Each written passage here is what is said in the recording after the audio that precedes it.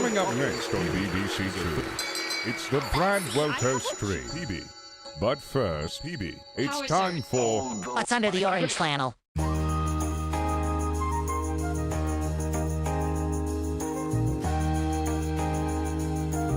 China will grow larger.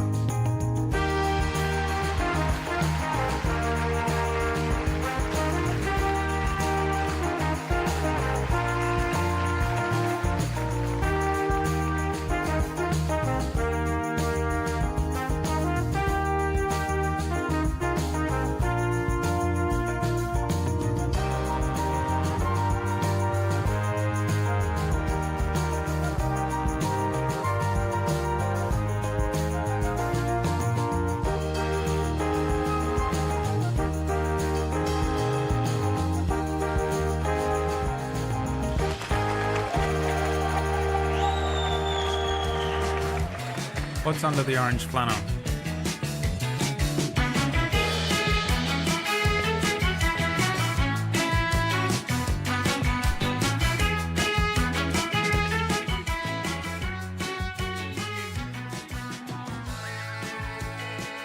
There is not a command and conquer button, there's just a couple on there and it enjoyed them. A broken controller. Unthinkable terrors. The next president of the United States. Does that get announced today? A vibrator. The Thrustmaster. New shoes. Peaches and cream soap bar. Gameplay start now. By the way, Bearer of Flame writing, "Did Mary do this?" made me literally laugh out loud. Wish my mic was unmuted.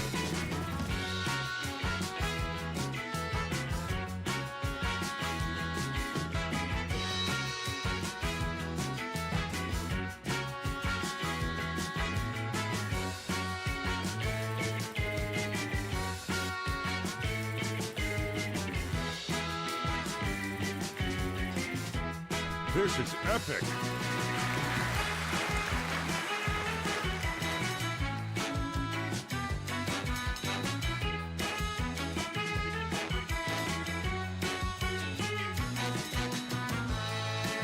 Can you guess what's under the orange flannel? This game has gone on longer.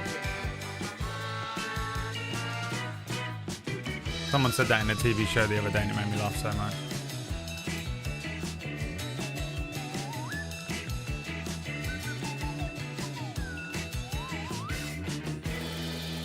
You think it's gameplay start now? I can reveal to you, in fact, what was under there was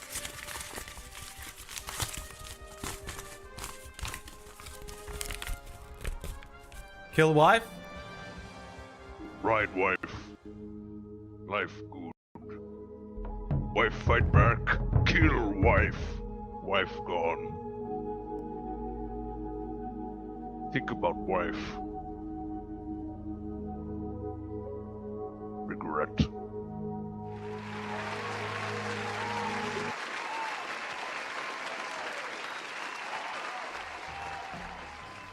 When is the next president? Do you actually want me to start the game right now, PB? I'll do it, but only because I keep going into Orkish's channel and being like, can you start playing the game?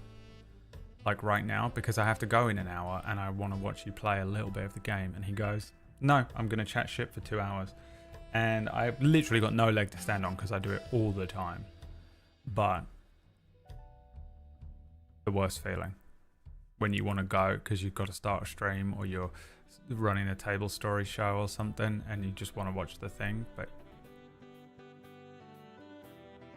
we now know what the viewers feel the whole time. Yeah, but we know that we're waiting half an hour because there's no point in just starting the stream with the game because it never works for some reason.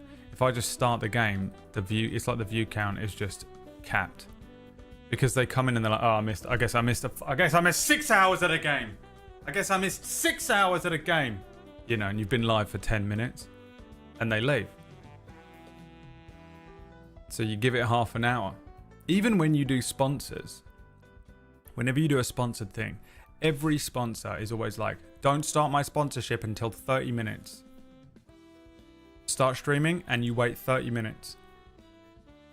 Even they know. But viewers are like, come on, man.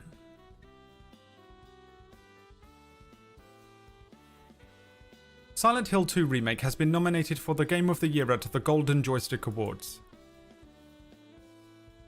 What else came out this year? Let me have a look. Golden Joystick nominations 2024.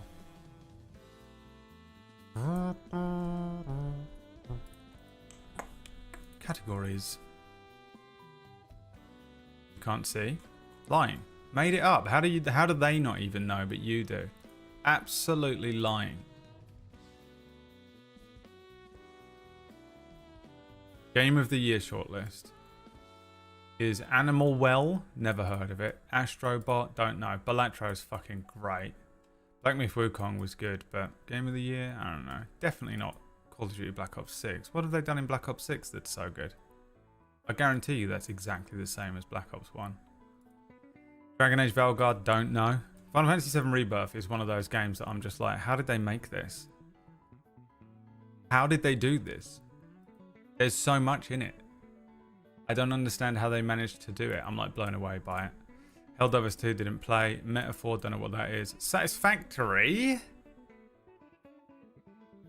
came out in 2011. Silent Hill 2 and Tekken 8. I mean, it's literally only between Silent Hill and Final Fantasy VII. Surely. I'll allow Balatro, but, you know, how long did it take them to come up with Balatro? Balatro they made in 20 minutes. You can't really compare Balatro to Final Fantasy VII Rebirth, as amazing as Balatro is. Black Myth Wukong is just Sekiro. It's just Sekiro, but you play as a monkey. Helldivers doesn't even exist anymore. Satisfactory came out in 2011. I don't give a fuck if it was the beta. If you're in beta for 8 years and everyone on the planet has played your game, you're out. Your game is out. You can't be Game of the Year. It's between Silent Hill 2, Final Fantasy VII Rebirth. I haven't played Dragon Age. For all I know, it's amazing. I'm looking forward to it, but I don't know. Absolutely. So that means 7's in with a chance. Let's go, 7! Telling me there's a chance my boy can win. Best game adaptation. What, movies? That was awful, wasn't it? This I haven't watched yet, but I would like to. I haven't watched Like a Dragon because I'm scared to watch it and I haven't played the game. Fallout has definitely won it, hasn't it? Fuck Halo Season 2. I mean, Knuckles maybe is good. I don't know.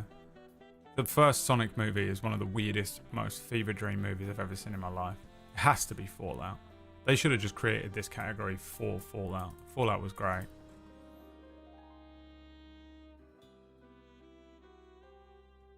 Brass, play Balatro on stream! Exclamation point, exclamation point. Absolutely not. Hey Brad, destroy your career for me! Get the fuck out of here, Pranav. You know you're not in charge of anything here. The dog shit ideas that you come up with every single stream. It's okay, but that was my personal opinion. What was okay? I didn't read it quickly enough. And the award goes to Moonlight, 100%, yeah. Dragon Age? It's okay. Alright. What don't you like about it without spoiling anything? The graphics don't look right, and there's a message in it about how you should be tolerant of people who are transgender. Those are the only two criticisms I've seen of it so far. Which mean I don't give a fuck, you know? Which mean I'm going to enjoy the game. The only two criticisms I've seen about it, like, did they change the graphics style? Don't care. Don't care. They changed the graphics style between Dragon Age 1 and Dragon Age 2 as well, because Dragon Age 1 looks like it came out in 2005. The dialogue is a bit marvelly, also I'm trans. Look, you can be trans and hate those horrible trans messaging in every single piece of media now, okay? You're allowed. I'm allowing you. I'm allowing you.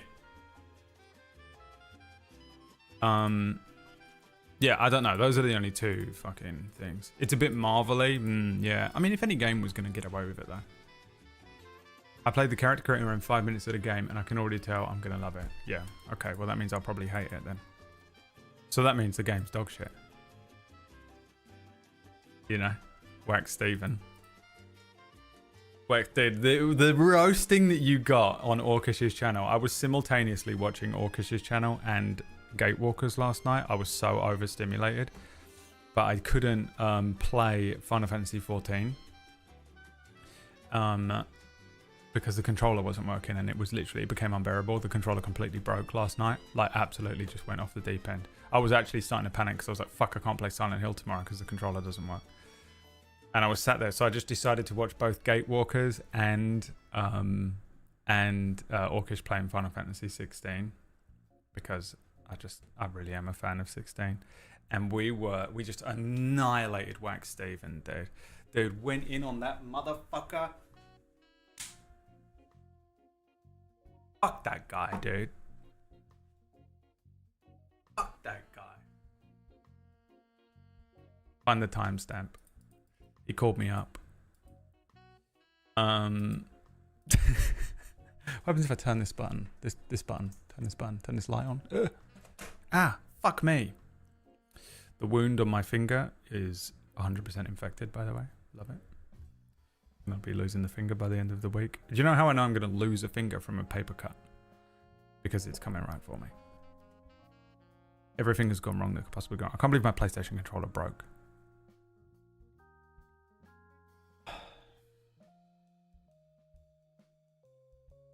Guy called me up 1 minute before I left the house to go on a walk with Liam and was like, hey, I need to come and fit a carbon monoxide thing in your apartment. I'm around the corner. I'm coming there now.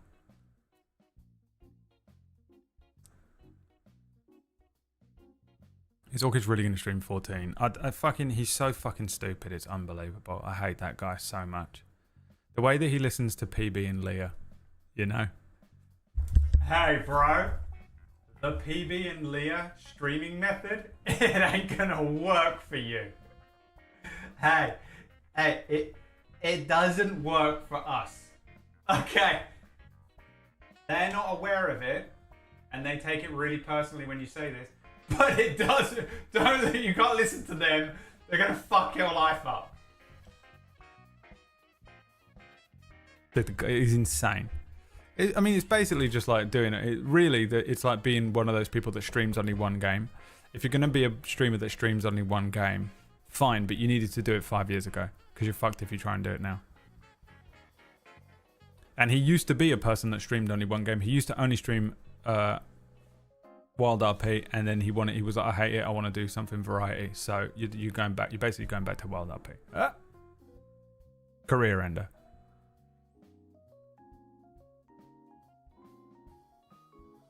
Probably. Let's look up Final Fantasy 14 FFXIV. Let's have a look at who is streaming Final Fantasy 14 online and see if he's got any hope whatsoever. Alright, top viewed stream 2.9k. Asian. Oh no, I'm healing again. VTuber. A Muppet. A girl. This guy. Dienstag. German. Yep. Fucking German. Doesn't count either. VTuber. VTuber. By the way, girl VTuber, girl VTuber, girl VTuber, girl VTuber, girl VTuber, a cat. A girl. There he is. This is the guy he's got to beat. Cyber TV.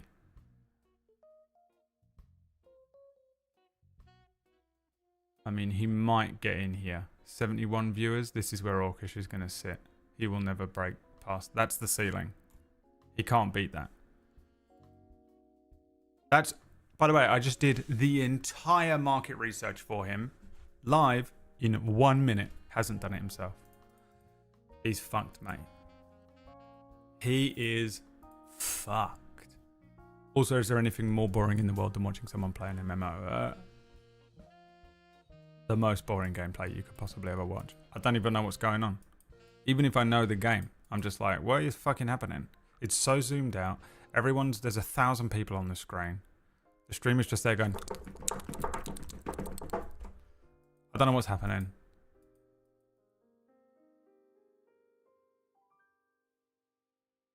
But all the best to him. I wish him well.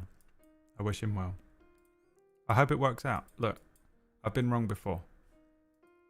I've been wrong before. Once.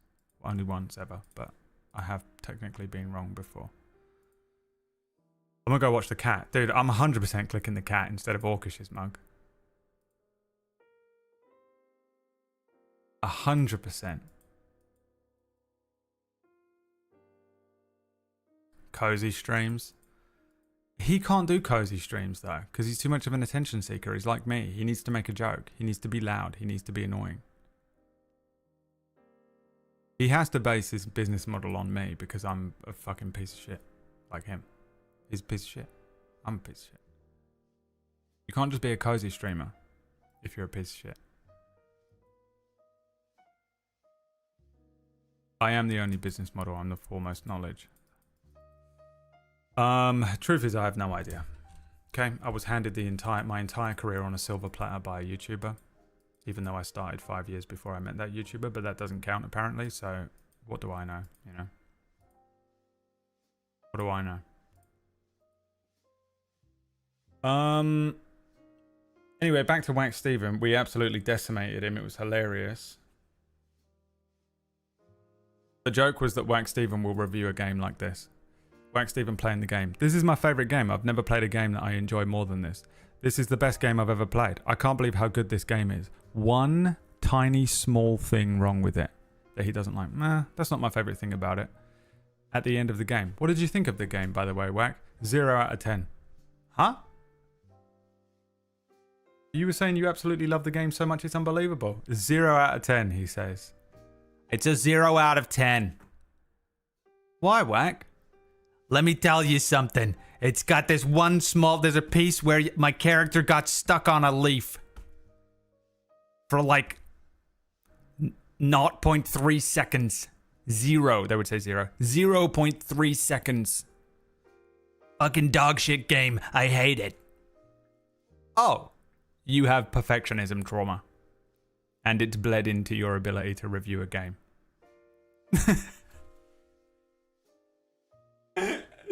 Dude, Wax Steven, 0 out of 10 game. His favourite game he's ever played has one tiny thing wrong with it. 0 out of 10 hates it. Absolutely hates it. It's the worst. He hates it so much. It's the worst thing he's ever played from that point on. The Wax Steven review process of video games. Of anything. Anyway, there you go, Wack. Why would you think that my mother criticizing me and everything I've ever done constantly could possibly affect me in some way? How dare you? Listen, okay? Your mum. How about that? About your mum.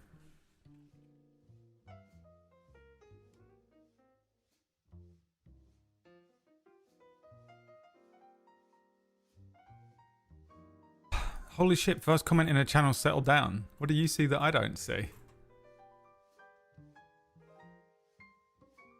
You talking about Wack?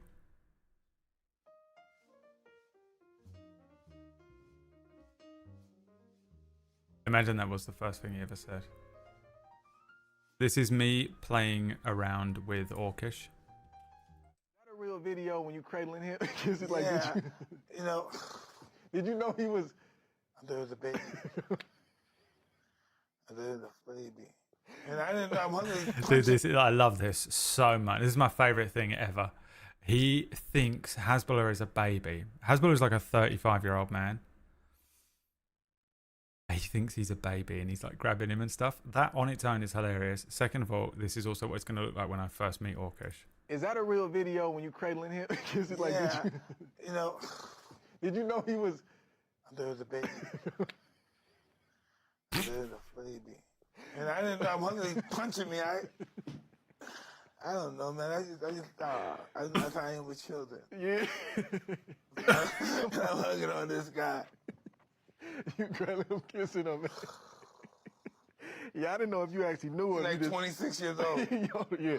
I didn't know if you like playing it up for the camera or if you No, actually didn't know. no, I did not know. Is that a real video when you cradling him? Is it like, Yeah, you know, did you know he was... I thought it was a baby. Oh my god, that's hilarious. Imagine being 26 and someone's like picking you up and nuzzling you like a little fucking 10-year-old. Ooh. Ooh. That's so good. That's the funniest thing I've ever seen. But also, that's how I'm going to play with Orkish when he first gets to my house. Pick him up and cuddle him like that. Because he's only like 4'2". Thought he was a baby. Fuck, it made me laugh so much when I saw it. Alright, is PB here? We can start 10 minutes early, can't we? Is PB here? Right, wife. Life good. Wife fight back. Kill wife. Wife gone. Think about wife. Regret. James? Honey? Did something happen to you?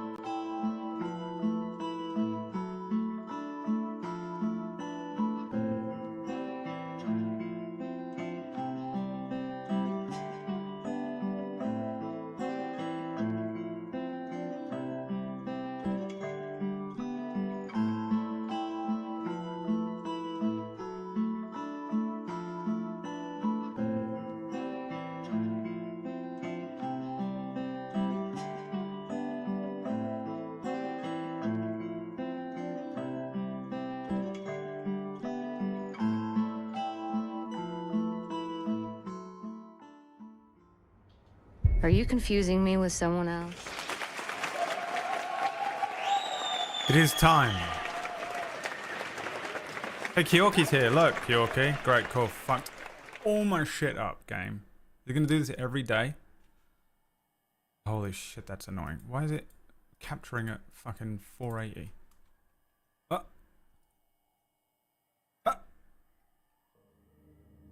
A whole computer breaking. What's happening to you? 1280 by 800. Is that even a resolution?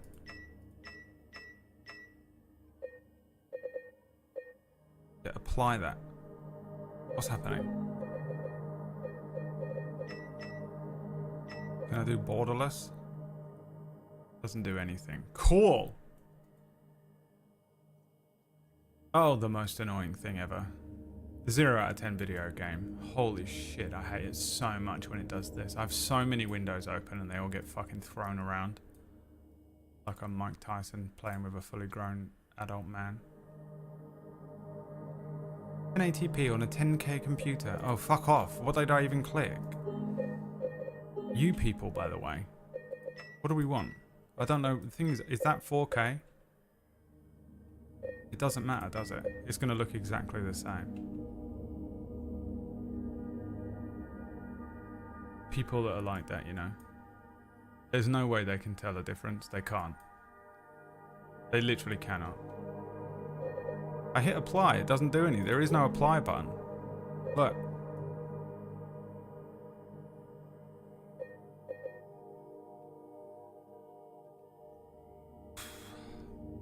Okay, first of all, I hate all those people. Holy shit.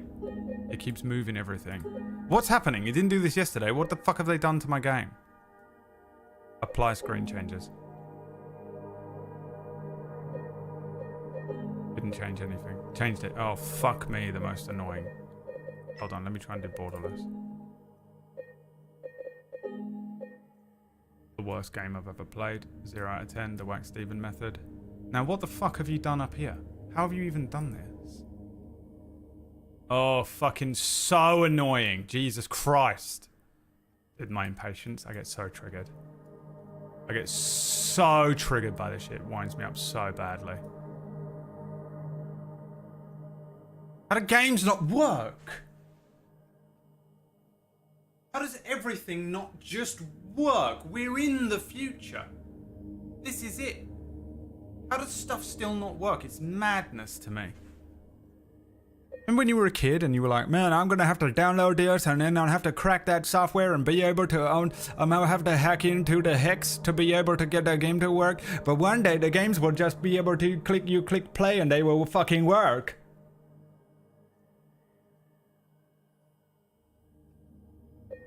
Unbelievable how games don't work in the future. Jesus Christ. It also winds me up so much because I've got 1, 2, 3, 4, 5, 6, 7, 8, 9 windows open, right? And like placed in exactly where they need to be, OCD, right? They're exactly where they need to be. And then every time the games do this, they just go. And they're just everywhere. They're like half off the screens and everything. I've got 3 screens with all these windows open. Makes me so fucking moody because I have to fucking ruins my whole day. Here we are playing with a keyboard and mouse. Kyorki, look. Kyorki.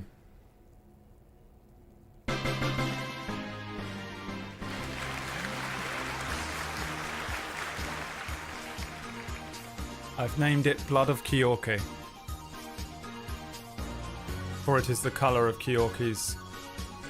It's actually the colour of Kyorki's face when she gets so stressed out at work and she can't even breathe and she needs to be hospitalised and she should quit her job and then, you know, do a job that's slightly less stressful for her, but she won't do that. Because she's a fucking normie. Stop being a normie, grow up. New mouse, I almost called it. New controller. Does it work? No drift. No stick drift. The other controller, I fucking launched out my window. I'm on a top floor apartment. I launched it right out of my window. I don't know where it went. Kyorki's face when Ratchet installs Minecraft. Aura, thank you for the 43 months, my friend. Here we are once again in Silent Hill 2. A phenomenal game that has been remade into a phenomenal game. I was thinking about it a lot last night. By the time the stream ended yesterday, I had no brain power. I streamed for about 2 hours longer than I probably should have done, and I got in trouble with PB and my doctor. PB set an alarm to remind me to take medication tonight at 10:30, because we'll probably still be playing Cura. And, it's crazy how good this is. It's just such a good remake. I can't even imagine what kinds of details I've been missing that they've secretly added in, because that's the type of game this is. It's just incredible. I'm really enjoying it. But I am in this set of apartments and I don't remember at all what I was doing. All the controls. All the controls. How do you even open the map? There we go.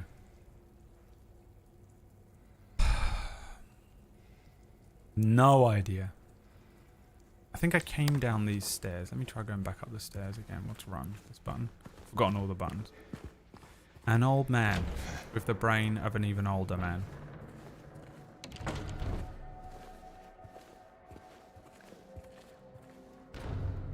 Kyorki bought Venom Snake a new hand. My hand. That ninja. Kyorki. Rocket to a punch. Yeah, thank you for the new controller. Predominantly funded by Kyorki. Partially funded by my close personal friend Adadade as well.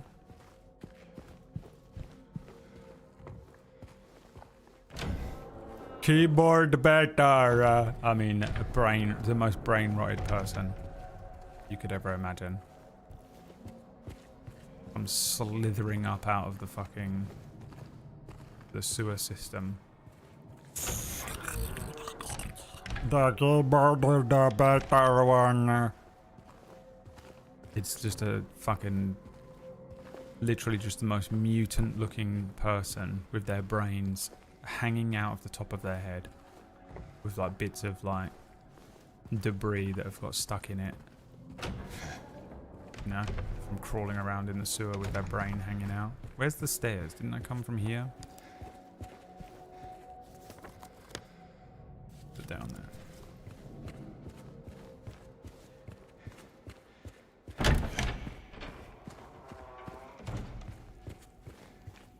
Okay, $5, but for the tax. Okay. Well, then I'll send the controller back. Is that what you fucking want? Fine. I'll pack it up and send it back. I already destroyed the box, and I was like, oh, what if the controller doesn't work? I should have tested it before I destroyed the box. If it didn't work, and I would have literally, the guilt I would have felt. I mean, I already feel unbelievable guilt, but... Can't remember the controls. That's gun.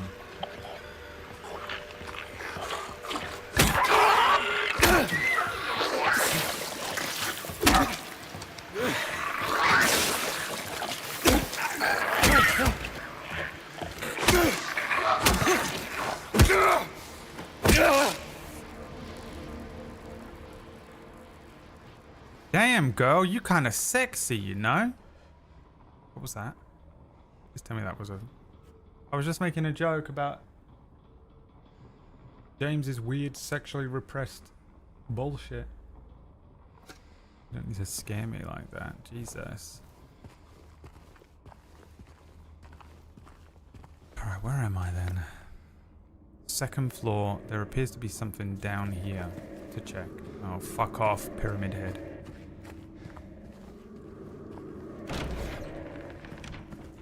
The triangle head. Hello, James.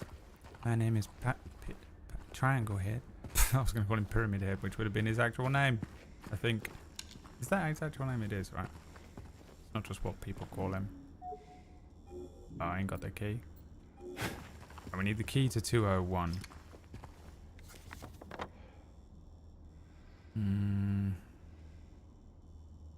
Guess we run to the stairwell at the other side. Hello from the other side. Who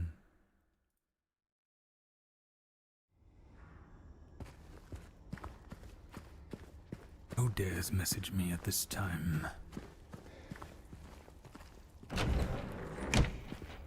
Who dares to send me messages at this hour?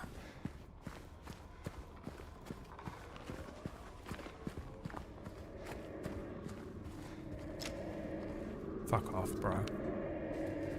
So it's through here. The door that you can open. Oh my god. Oh my god, if I keep pressing square. Why am I pressing square? Final Fantasy 14. 14, and then that's how you do the map.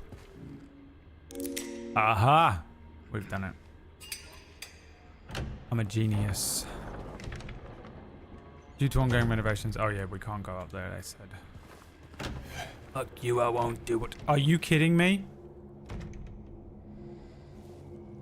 I ran all the way fucking down the stairs last night.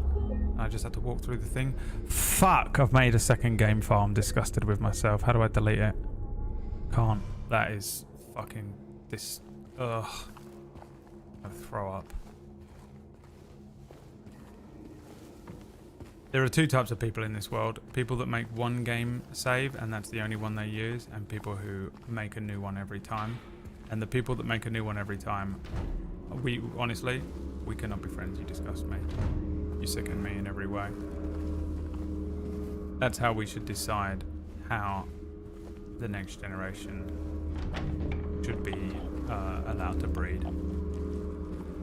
We go through their game file save things. Oh fuck me, he's pulled out a fucking gap. Where are you? Come here. Kidding me? You're on the ground.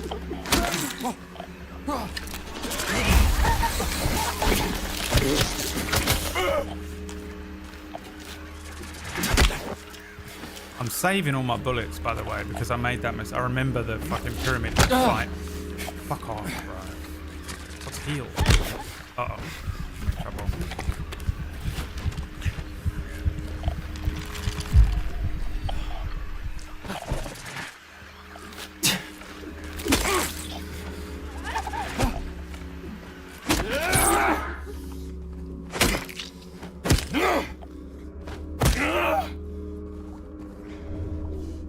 Fuck, I'm out of heals.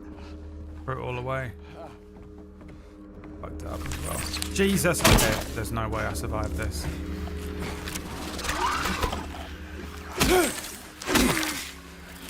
Fucking Christ.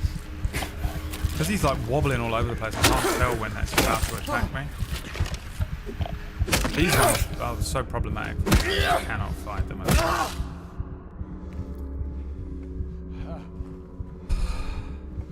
You make 2 extra saves in every game, you're a monster. You sicken me. And you're not allowed to have children. Under my new decree.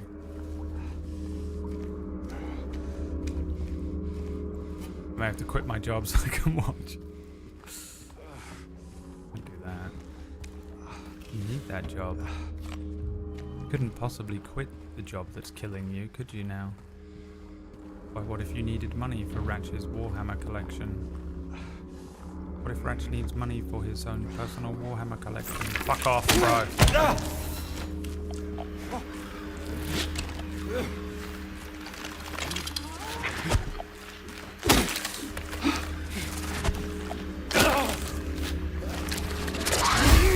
I'm dead.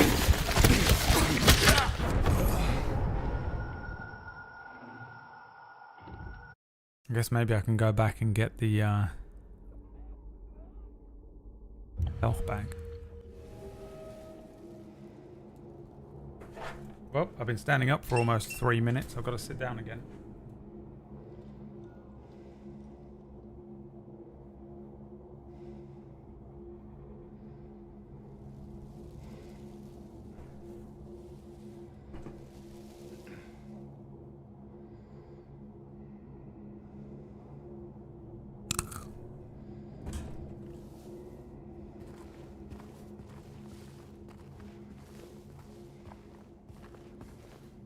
You're gonna get some Kyoki? What are you gonna paint?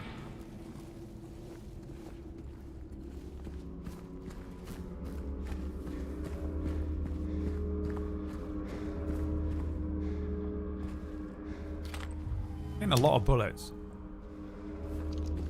22 ain't a lot. Made that up. You lying son of a bitch. Crute? What the fuck is Crute?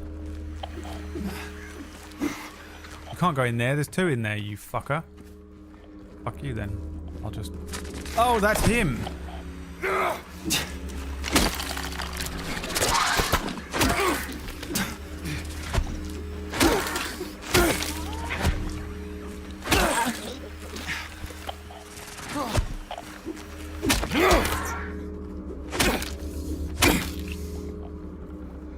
Nailed that one.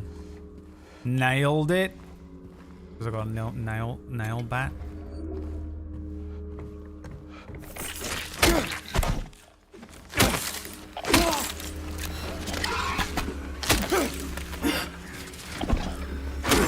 They'll double dodge. They'll double dodge, baby. Okay, he's got the hang of it. He's got the hang of it. Don't tell me how, but do we find out how he killed the wife? Now watch this.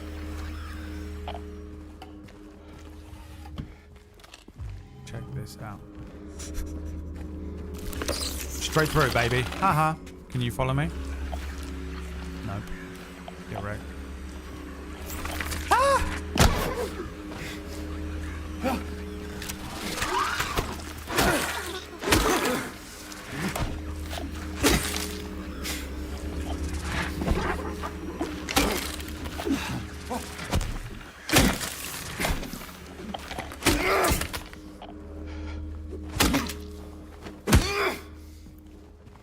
don't know if you have to do that to him on the ground, but I do every single time because I don't trust.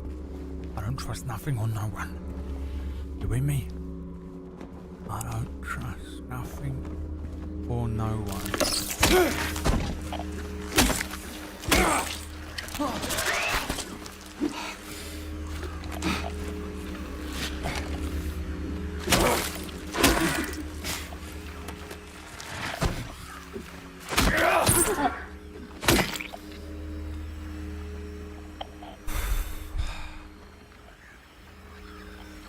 Bird Boy is a part of the town. Oh, I didn't know that.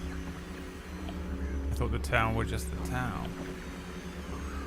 I am Groot.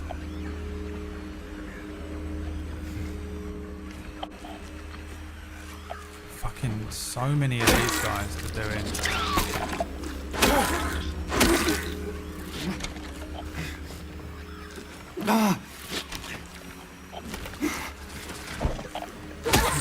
Kind of bait out attacks from him. It's so horrible that when you hit them, they are your wife screaming out in pain, either because, or is it pain? We don't know. Probably not. No, in this game, probably not. There he is. I am Zoot, a member of the Groot species.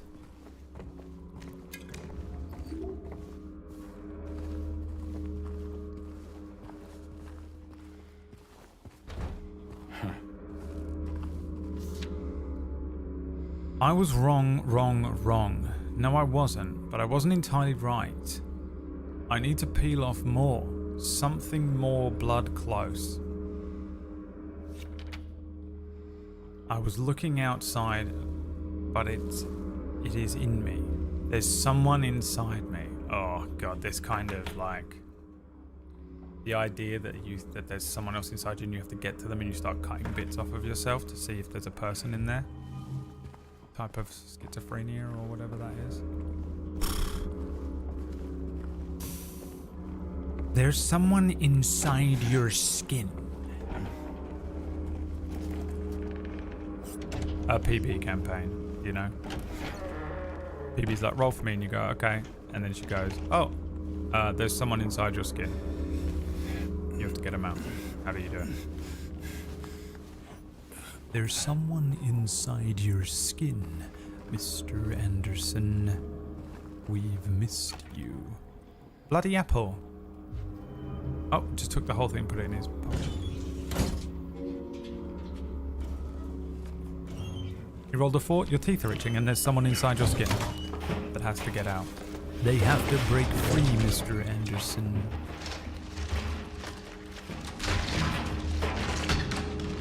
Smashed him. Hey!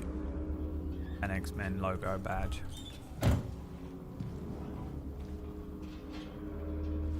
Mr. Anderson, we've missed you. What good is a phone call if you can't speak? Boy, he spits that K out. I almost watched The Matrix again the other day. I don't really, honestly, ever need to see The Matrix ever again in my life. Right? But it's been a while since I watched the sequels. All 2 and only 2 of them.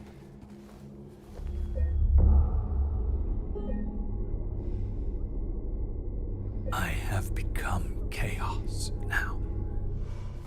Something lives inside of me.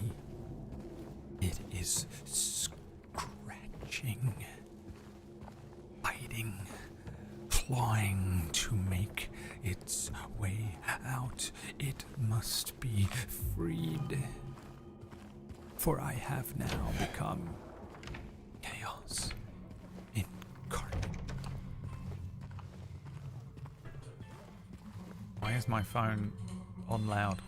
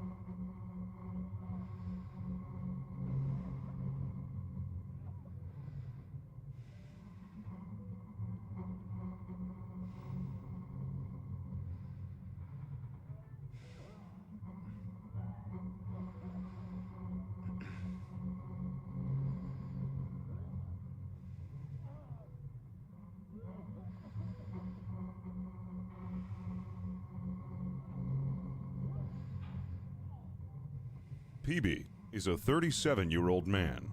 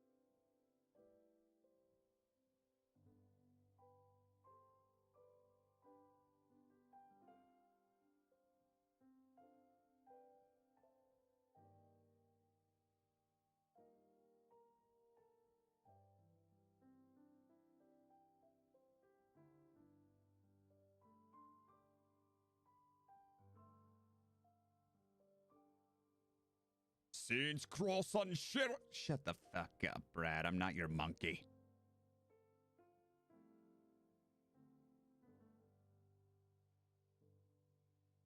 You share the screen with Mark Wahlberg. Yeah, you got it. I got it.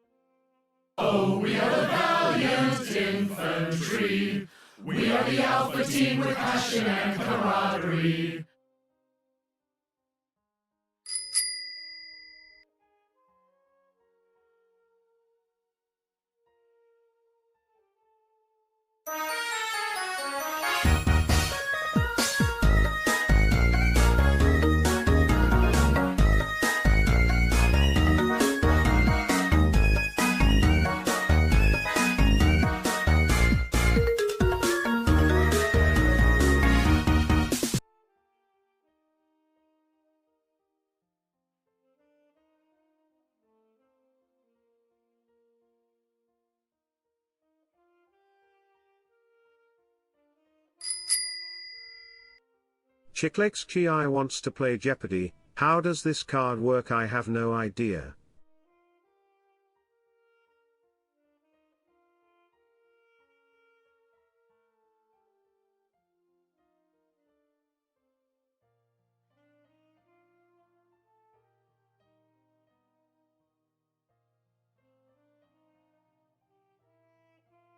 Rachel and a DJ.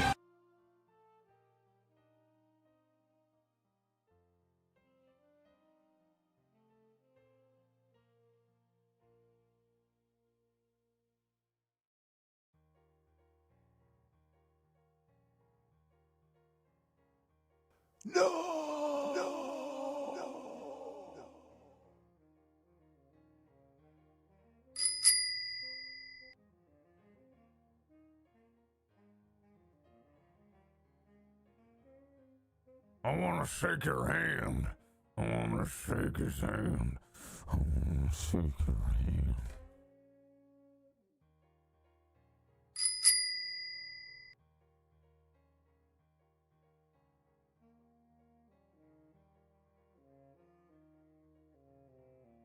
Hey, you that Brad Wodo guy? I want to shake your hand. Come here, let me shake your hand.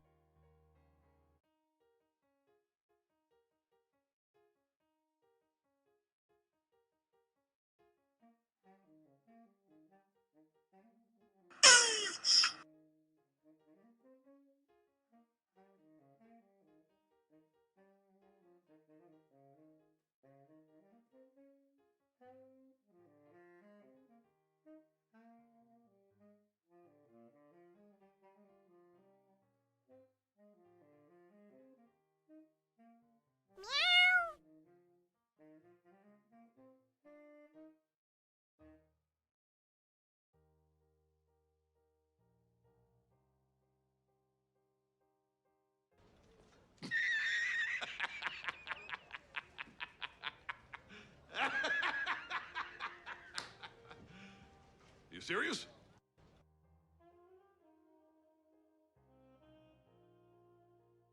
Ass.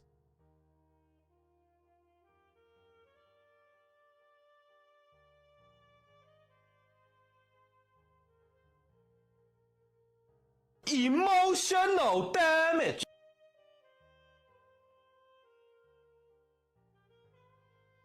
Lady.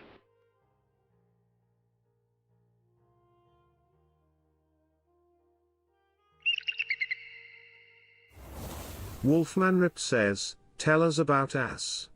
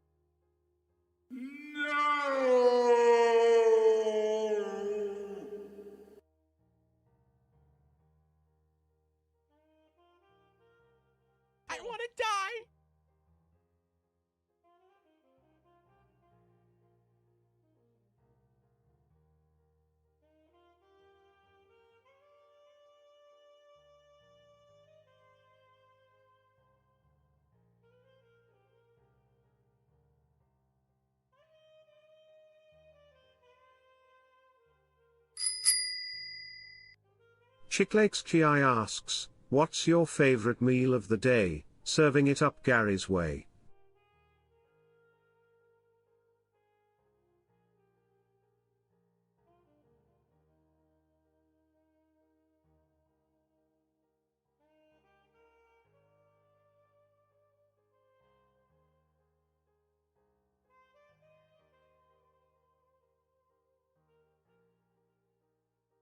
PB had hepatosplenomegaly.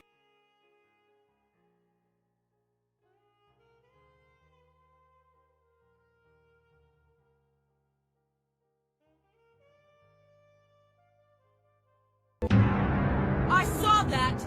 Disgusting pervert! That's absolutely unacceptable!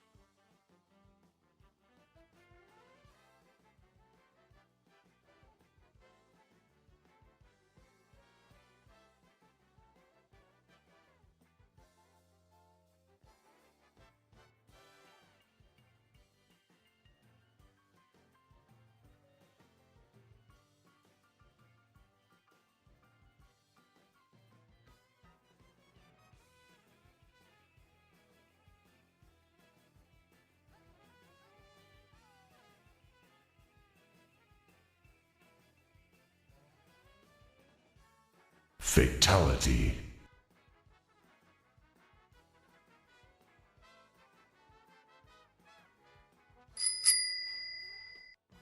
Johnny Plubs wants you to type this and let your phone predict the rest. Stream Final Fantasy XIV forever.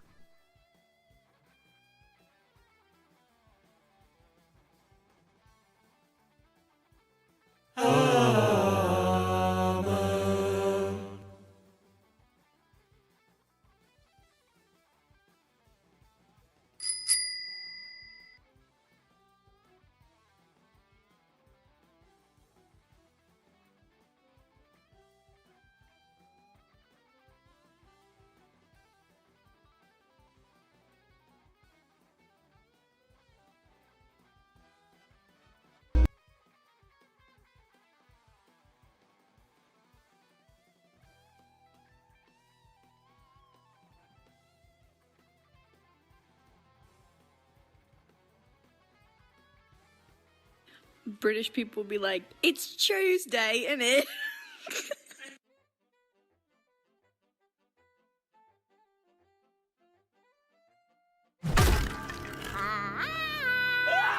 Shadow Direct God says, Grazazbatsk. Throw a pashtartsi exantia.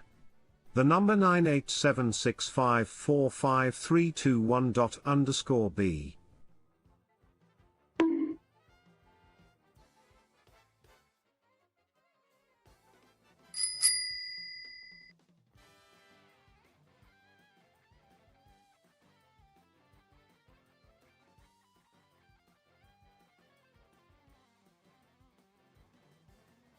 Lady.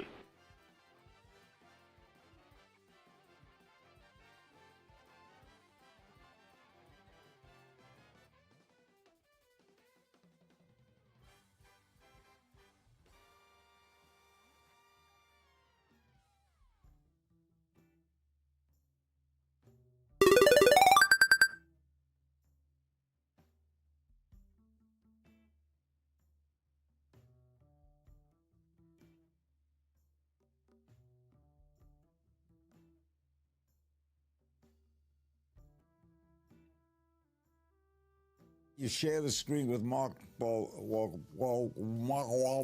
Yeah, you got it. I got it.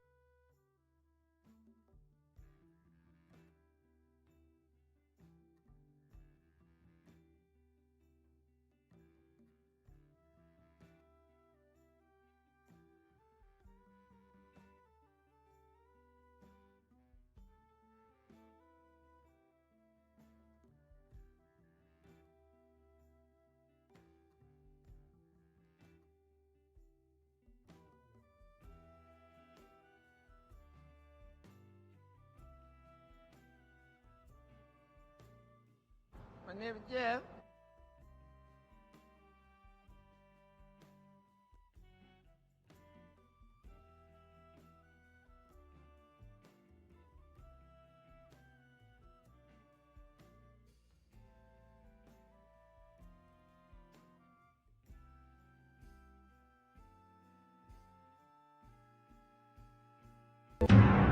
I saw that!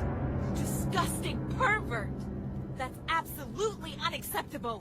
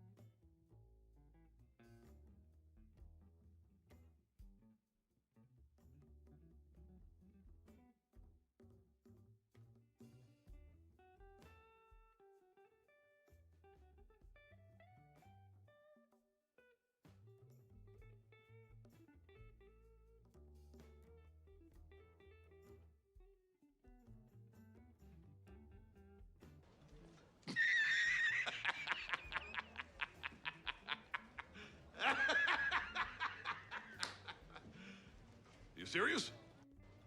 Emotional damage. What is happening? I can hear my headphones going off while I'm on this fucking phone call. I am so sorry. I had to take that call. My I wasn't going to talk about it, but now I feel like I have to.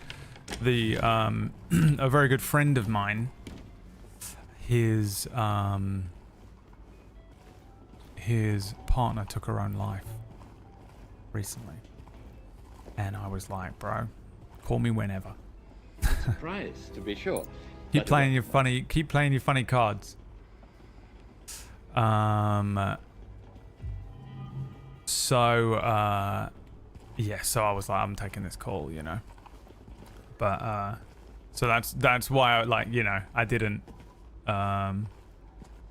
want to be like, hey, I'll call you back, you know what I mean? I was like, yeah, they can wait. So sorry, I know it's annoying that whatever. People who are watching the VOD, I'll cut out that big chunk of missing time. But so for people who are watching the VOD of this in the future, will be like, it was like 1 minute, bro. But for you lot waiting in here, thanks for waiting. I know it's just like, it's the most annoying thing when the streamer just fucking gets up and leaves, and you're like, what's going on? But basically that's what it was. So my friend called, and I just wanted to catch up with him and talk to him about it, and he was just catching me up on what's going on with things, and you know, I don't want to be like, yeah, I'll call you back later, you know. I'm playing Silent Hill, so I'll call you back.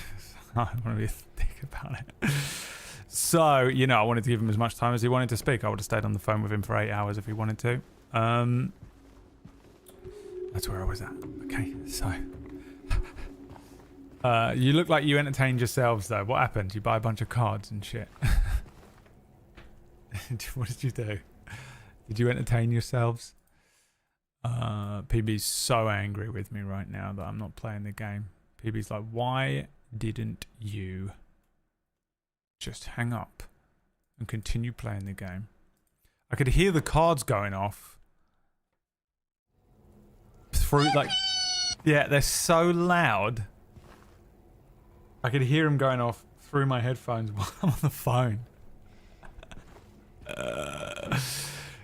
bastards. Okay, what was I doing? I have no idea what I was doing. I'm assuming I got a couple of these coins, right? But do I need fucking 5 of them? I've got like 2. I mean, I need so many more of these things. We're going to be here for weeks. Anyway, thank you for waiting.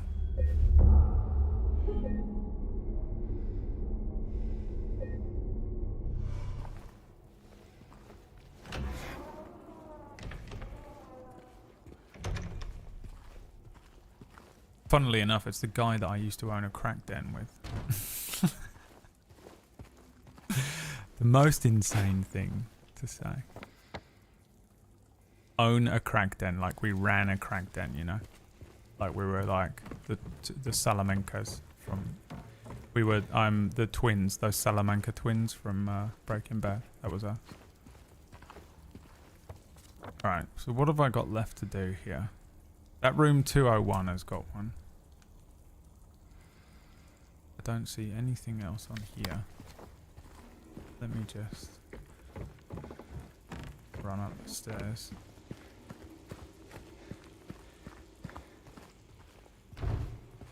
Yeah, what was really horrible was I found out a couple of weeks ago, literally about 60 seconds before an episode of Cura started, was when I found out, when I got the message about it. And it was just like one of the most like horrendous things to like to process and just spin me out, you know. And there was no undoing anything because it was literally like it was right. The stream was live, you know what I mean? Like it was fucking horrendous. Okay, where am I going? Okay, I definitely don't have the key for this, do I? Did I pick up a key? And yeah, but I mean, since then I just sort of whenever you want to call or whatever. So let me open this.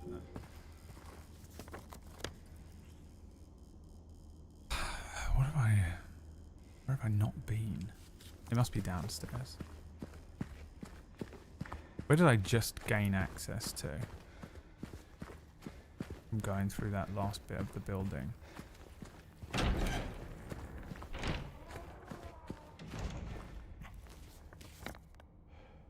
It was this end of the corridor, wasn't it?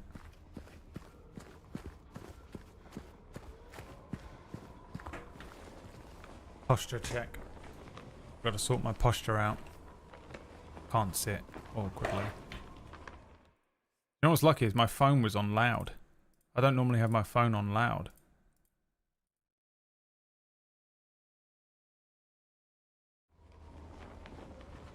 But I had it on loud because that guy came by this morning to fix my carbon monoxide alarm or whatever he was doing.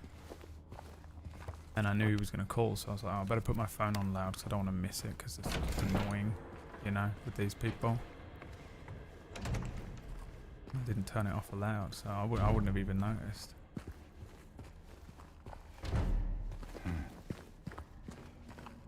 Everything happens for a reason. And that is why God loves you. I've been in here? Yeah, I've been in. Oh yeah, this is the gun room. I keep hearing him up there, firing his gun.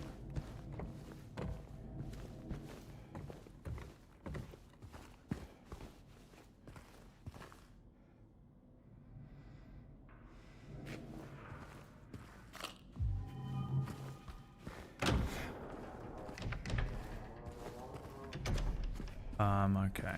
Alright, now I've brought the mood down. What were you talking about before I came back and ruined everyone's day?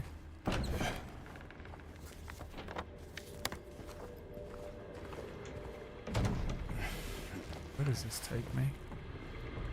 Oh, in here. And then fucking Pyramid Head music starts playing. And then there's this, but that's the thing on the other side. We're talking about the 5th Matrix movie coming out. Oh, I think they've learned their lesson. I might watch it again. I think I'm going to watch all the Matrix movies and just see...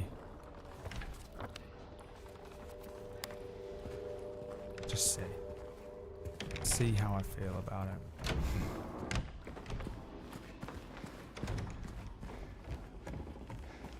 It's been a while since I watched Matrix Reloaded and Revolutions. Revelations? Revolutions? It's Revolutions, right?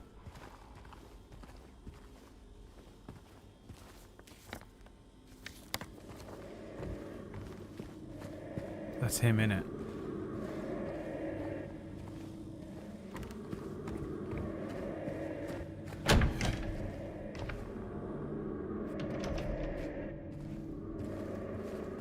Oh, I hate it so much. It reminds me of playing Nemesis for the first time. Resident Evil 3.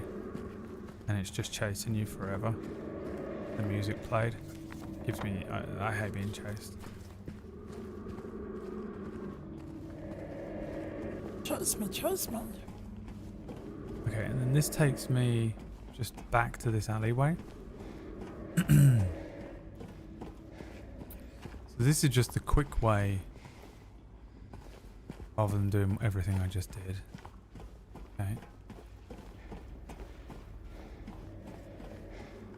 Am I just unable to read this map? Room 201 is where I need to go.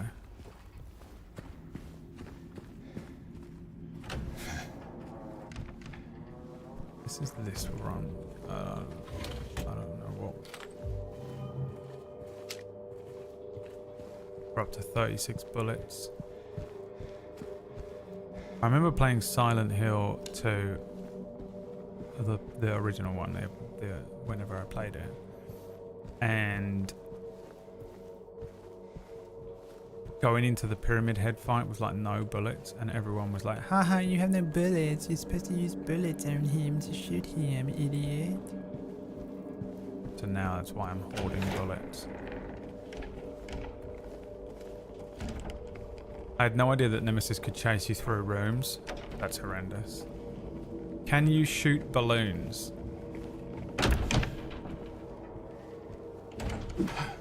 No.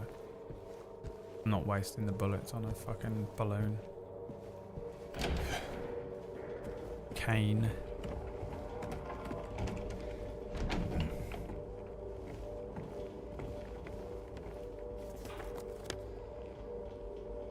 This is 205, but we can get into 205.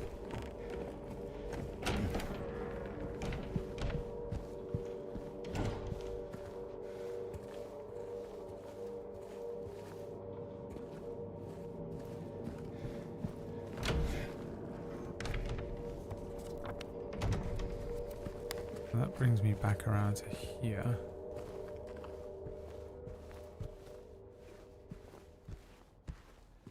This was a cockroach room. Was it? Oh no, this was the room.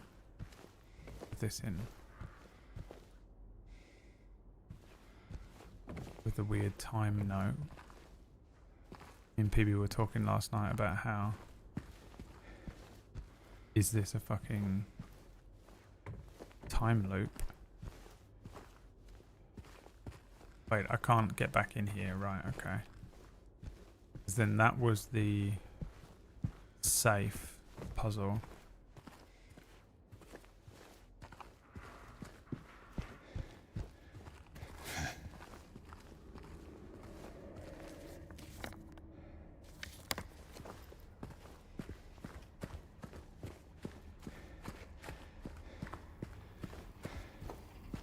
So, where else is there to go then?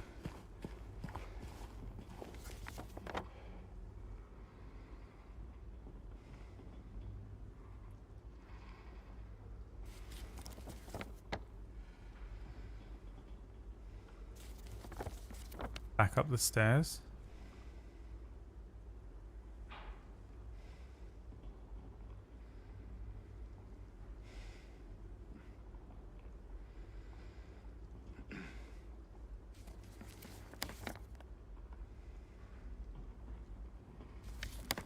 It just says the save room, but I think that circle's been on the save room the whole time. I think that circle is just the thing with the coins. There's just no more coin. Is it? Do I need all 5 coins?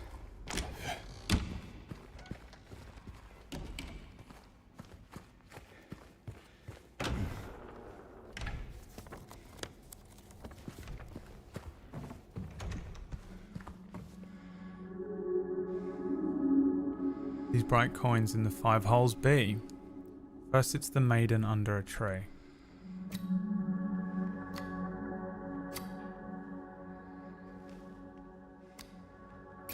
What one is that one?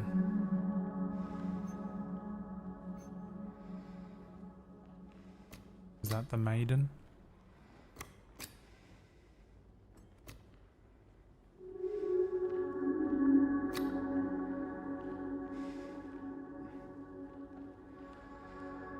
The wind from behind, the maiden doth blow. The beautiful flower alone has to grow. And here comes the man, so sleek and so fine in the pale moonlight. His eyes doth shine. Oh, moonlight. Moonlight. It's got a sword on the back. That's got... I don't know what that is. It looks like a gravestone.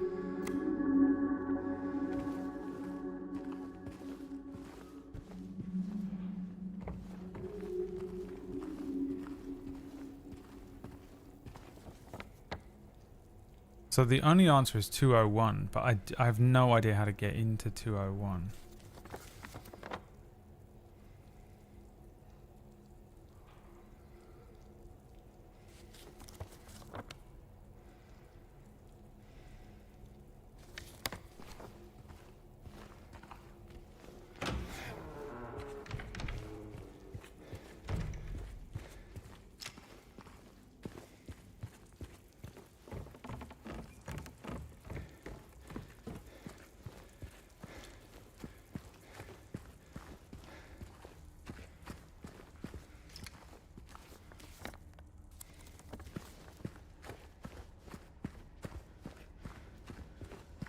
Mannequins in there.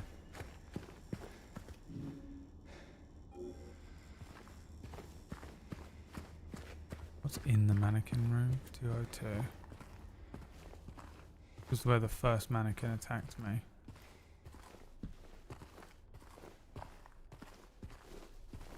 And her dress is in here, yeah.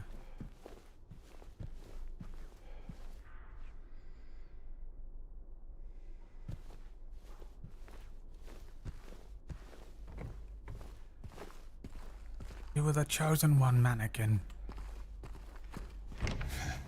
You said you would bring balance to the Silent Hill, not leave it in darkness.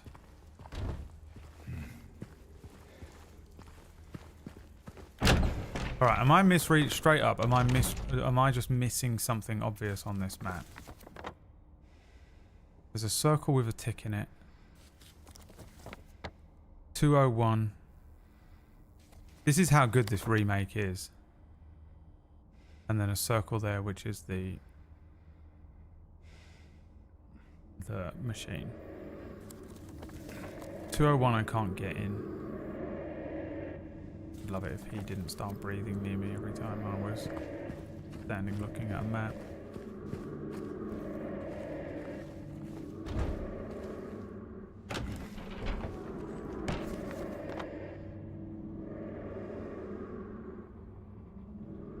This just takes me back. That was literally where I just was.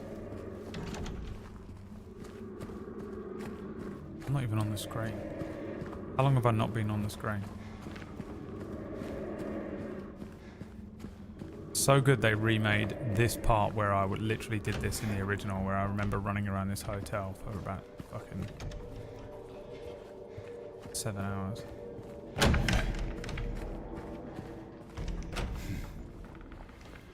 One hour, not of it. I was.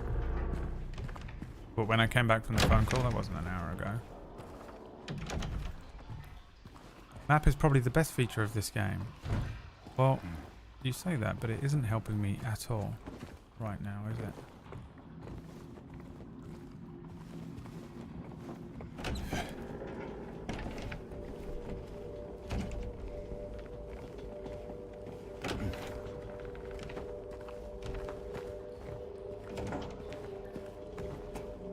just doing this over and over again. Pouring over every corner.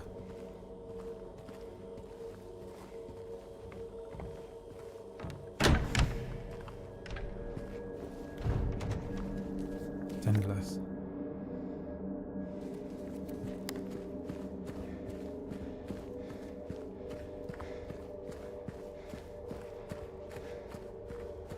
Where have I not been? Like Silent Hall. Been in here hours.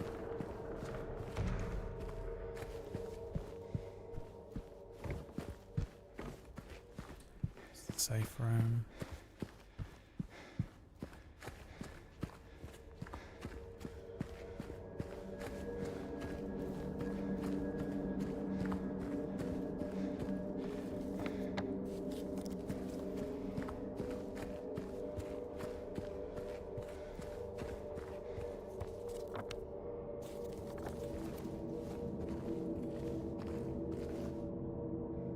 Noticed that before.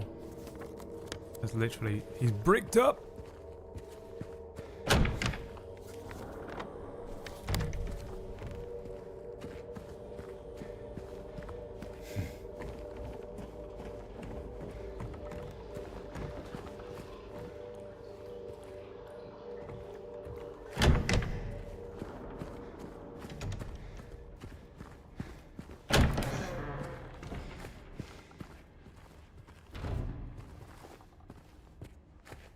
Sounds like a fucking clicker from The Last of Us.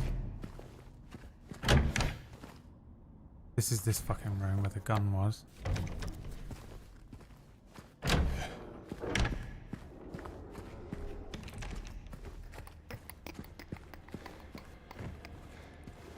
That takes me into there again.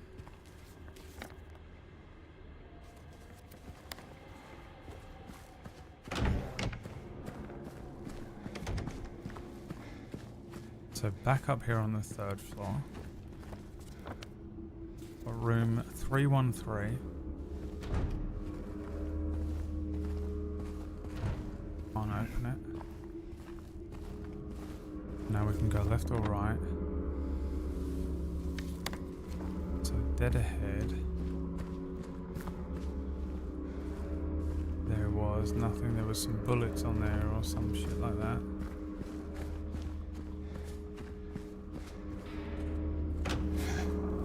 This is this little room with the chute and you can crawl under.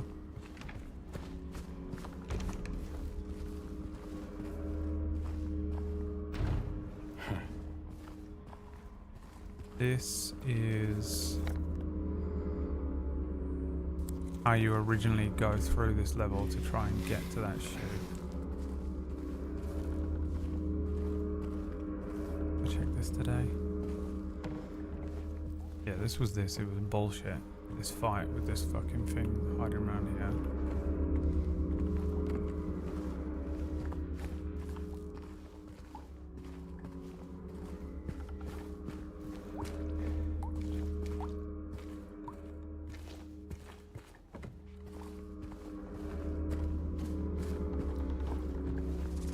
There's still a guy. I remembered it just at the last second.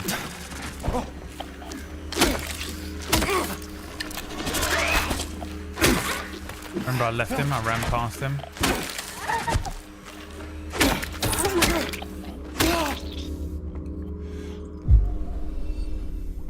Because it must be in here. Gotta be something I missed in here.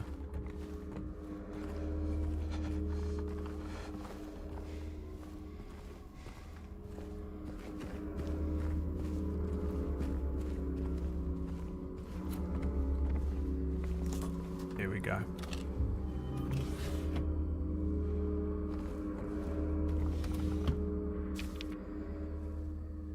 I know there is something here. I know it. I can feel it. It all looks normal, but it's not. It's underneath, pulsing, trying to get out. Is it trying to get out, or should I get in?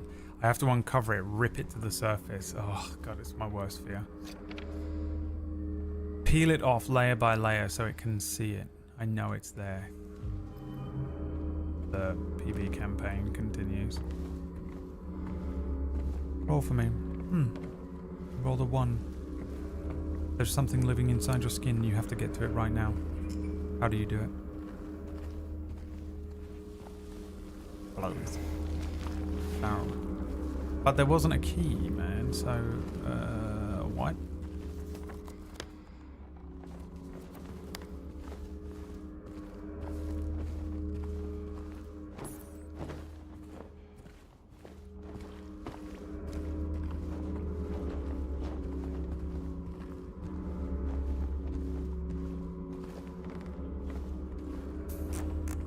Oh, did I go past it? You're all like on the ground, Braid. The key is on the ground, you stupid piece of shit. Are you so blinded? You can't even see it? You stupid fucking idiot fucking can't see the button that it says apply changes on the settings. You fucking dickhead. I don't see anything.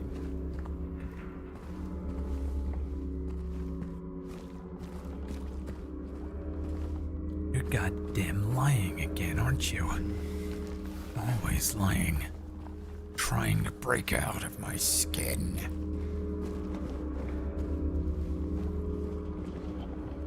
It's trying to break out. See, the radio means I'm near something, right? You motherfucker, you're still alive? How dare you come back from the dead? I killed you, god damn it. I'm always shaking, that's true. It lives in fear.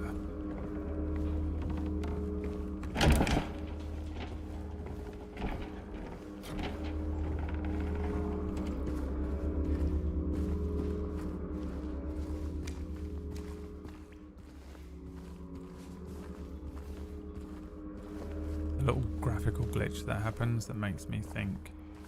Reminds me of the Evil Within. The photographs. You missed that. For fuck's sake, where? What have I missed?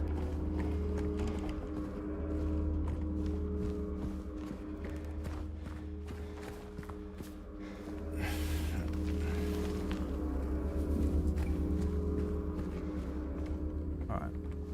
Back to here. There was definitely not anything in here.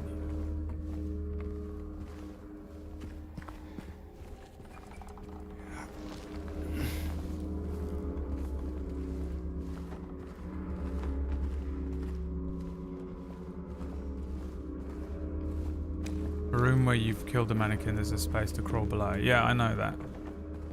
I've already been through all of this level. So actually you missed it.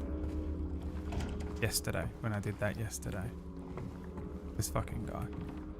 Wasting everyone's goddamn time, Kane.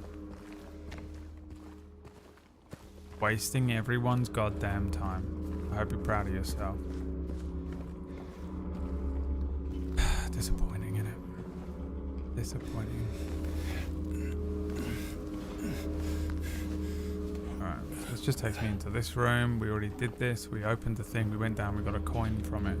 What I need is the only thing left is room 201. The pool area. I've not even been to the pool area yet. Outside there, can I get there? Oh yeah, I did. I think I did check that yesterday. I'll go back out and see if anything's changed. How do I get back to the thing?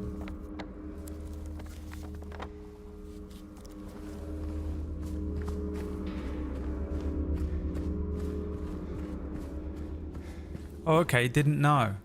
Well, that's what you get for being condescending, isn't it? Oops. It would have been different if you went. There was like a little hole on the ground over there, but you went, lol, how did he miss that? And now everyone's attacking you for it, and you're like, please don't hurt me, please don't be mean to me. No, not how it works. Not how it works in here. That's, you get away with that shit in every other channel in Twitch. Not in this one. Be a pussy.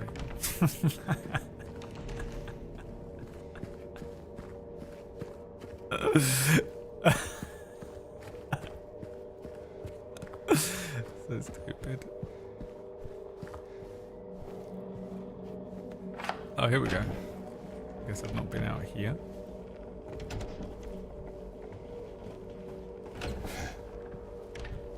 Yes, I have. It's back to this fucking goddamn room. It's just a Dark Souls shortcut. Antonio.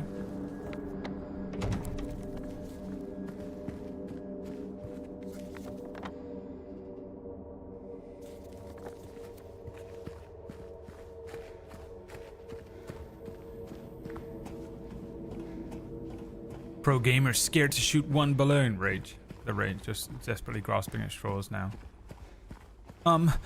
No, you're not even. I don't even. You're not even. You're not even. You're not. I don't even. You don't even. You're even scared of shooting. You're scared of shooting a balloon. You didn't even do what I said when I said to do something stupid in the game and waste your bullets in the game. So no, haha. Fucking loser, dude. Grow up, dude. Trying to pull that shit in here.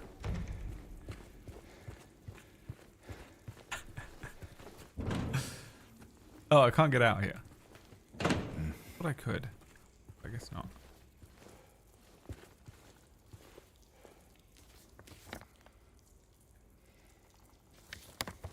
These doors on the other thing.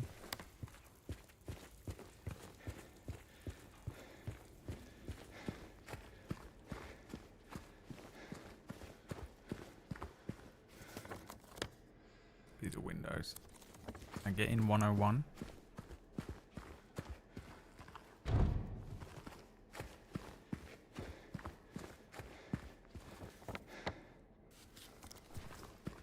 Two is useless to me. Right.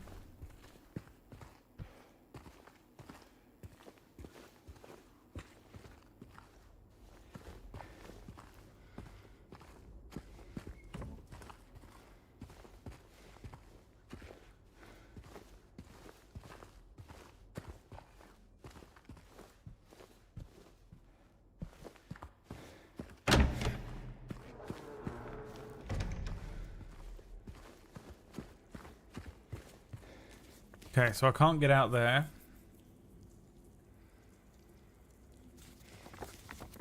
I can't get in 201.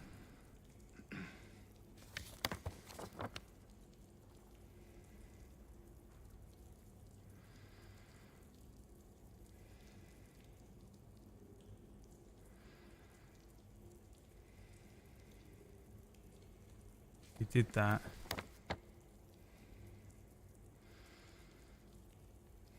Have you met Eddie yet? No, you've been here the whole time. I've not made any progression since yesterday. The fuck is wrong with your brain? The staircase with the save point gave you access to the first and third floors. You missed the first part. Oh, I can go down. I thought I tried that. Did I not try that? I'm running out of... Can I just get to it through here?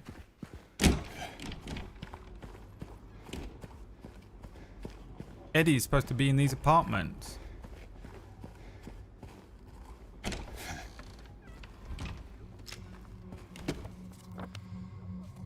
Oh yeah, here we go. Have I not been through here?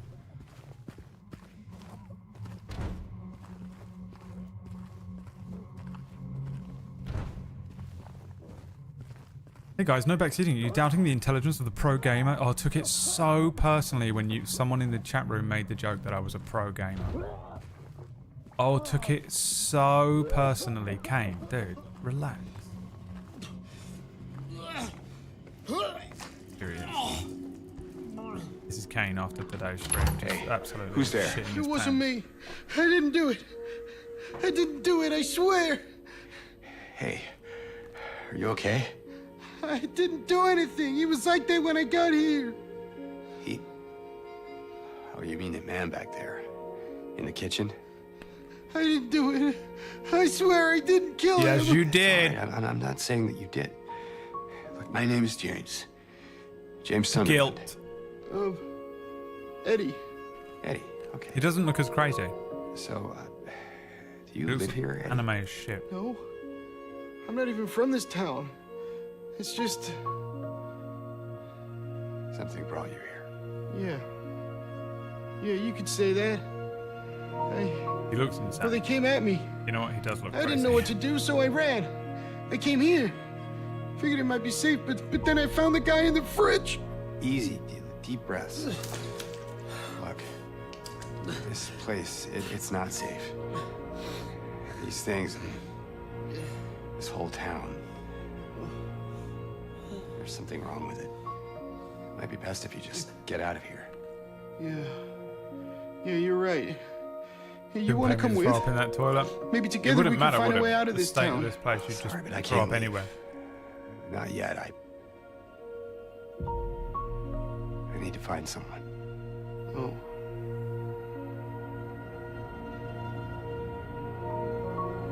And, Eddie,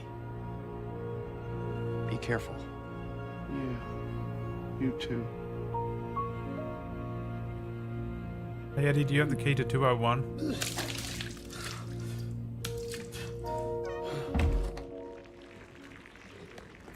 Oh.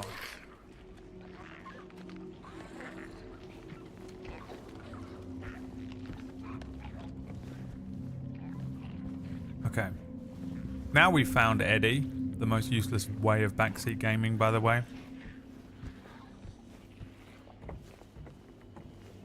The worst way to backseat game. Have you found this thing that is so specific? If you haven't found it, how could you possibly know? If you haven't found it, then obviously you...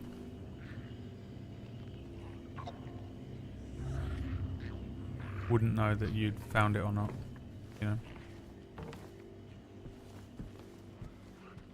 My heart and sword, always for Demacia. There's fucking loads of them.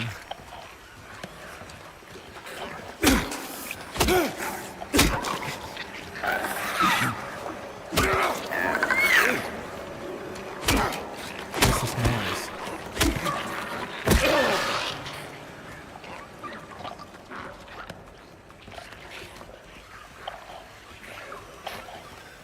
What's that?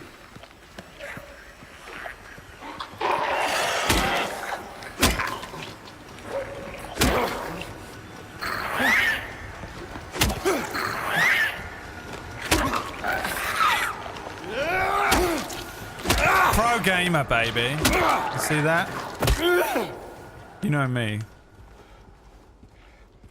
Pro gamer. Professional.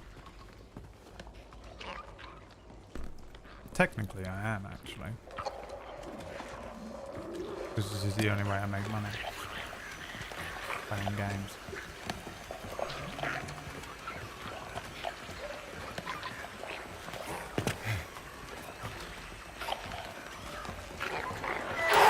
Come on, come on, come on, come on, come on. Climb out. Climb out, you motherfucker. Anything else in there?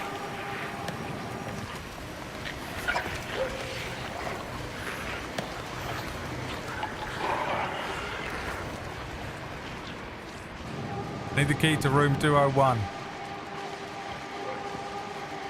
Do any of you know where it is?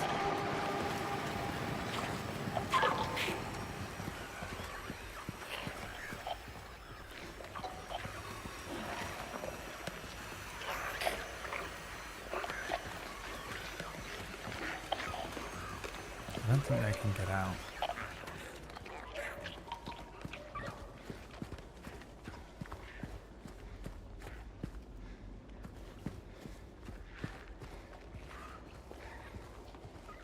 Not a smartphone inside. What's this? This is the other side. Alright. Well, we only got a coin out of it, though. Doesn't really help me with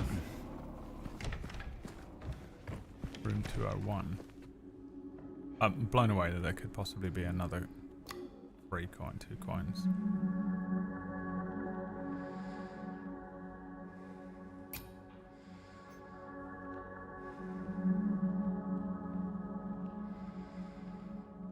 The wind from behind the maiden.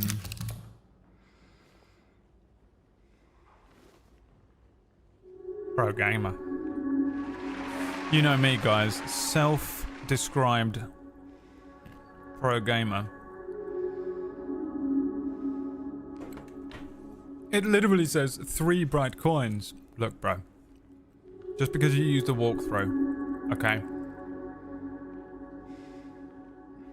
Just because you used a walkthrough doesn't mean you're the foremost knowledge on video games in the world, alright? The man doth approach, his blade now revealed, his face disappears behind shining steel. Away from the man doth the maiden flee towards the flower, away from the tree.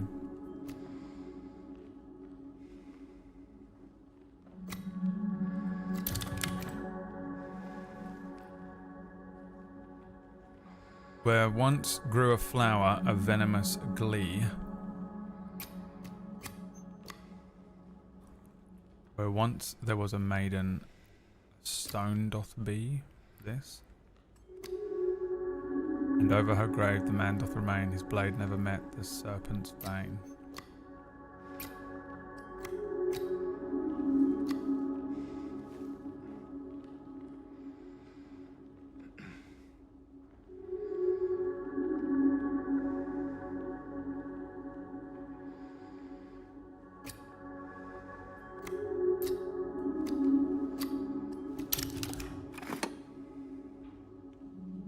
The beast who its teeth in her flesh doth bore, he who has failed, she who is no more. Now unto you falls a grievous chore, who carries the blame for what fate had in store. Well, that doesn't mean shit to me. The beast. I mean, a snake is the only thing that could be a beast. Into her flesh. He who has failed, she who is no more.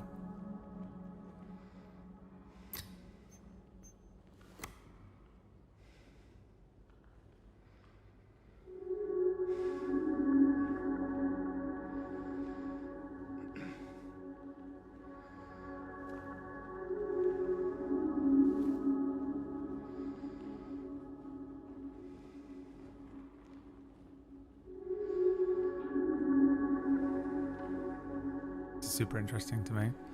Why? Oh, I can put one up there. So the snake and the woman can be swapped. Oh, one goes up there. Oh, it's only these ones. Those two are locked off.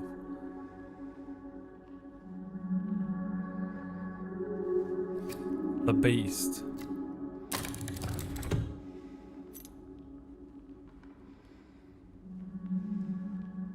Who is responsible for the maiden's death? Chat ruined that entire puzzle for me, and I stopped thinking about what the writing meant. And this is why streaming games is the worst thing ever.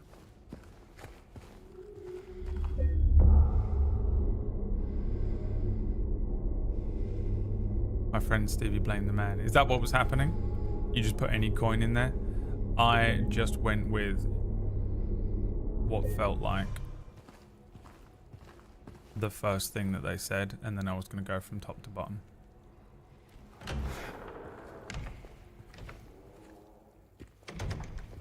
That was kind of my plan there. Snake bit her, and they said it was venomous.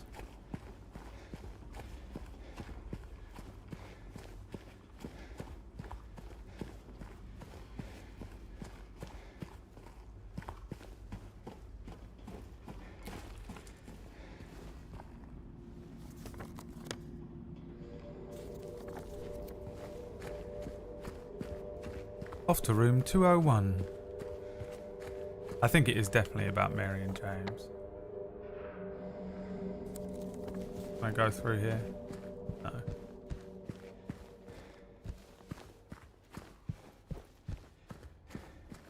Did the cancer kill her or did he kill her? Or, right, yeah. Exactly, yeah.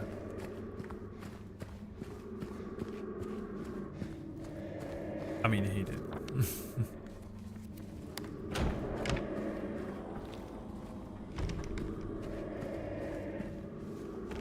Hopefully no one blames the maiden.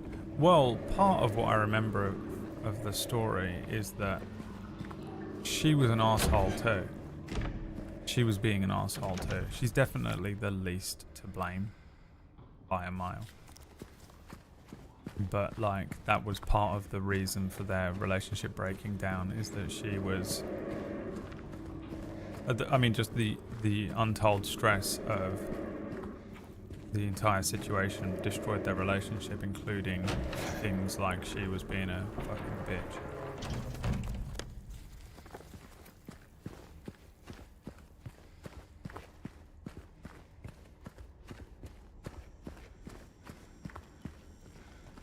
So you could portion a little blame to her if you were so inclined to do so.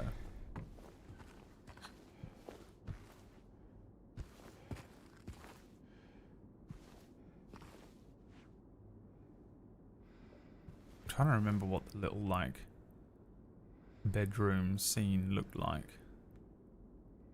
I don't think her bed looked like this, but I'm not sure. 2 glasses.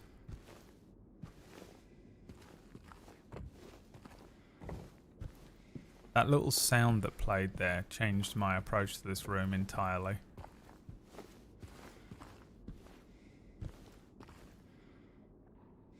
I mean, this is just the room.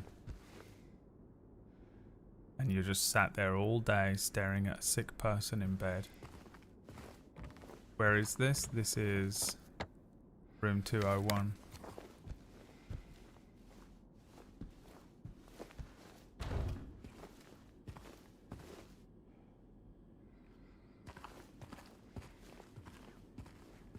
The wallpaper's back. Yeah, they keep doing that. 2 sparrows? What are they?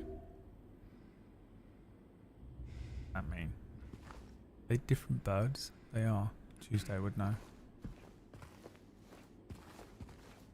1 for luck, 2 for joy. What is it? Oh, fuck me.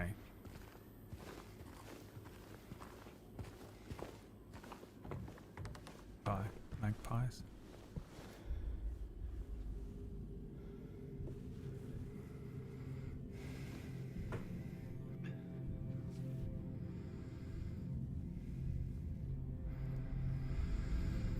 Look at him, dude. Jesus fucking Christ. They're not reacting at all.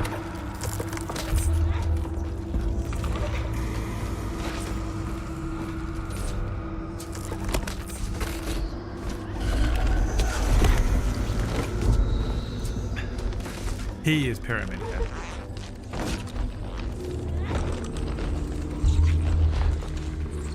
He doesn't.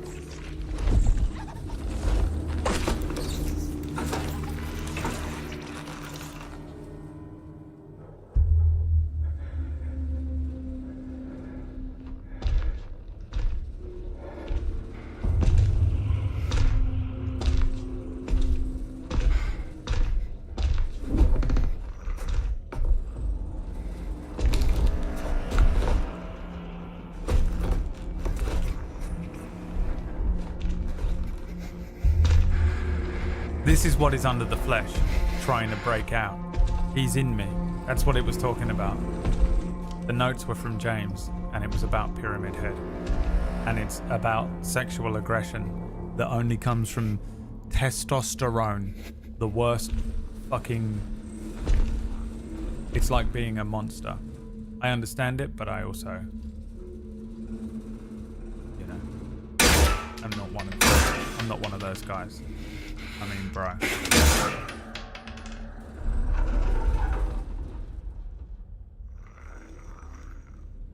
Poison. Testosterone is just Jekyll and Hyde poison. Fair play to James just shooting though. He was He's like, fuck this.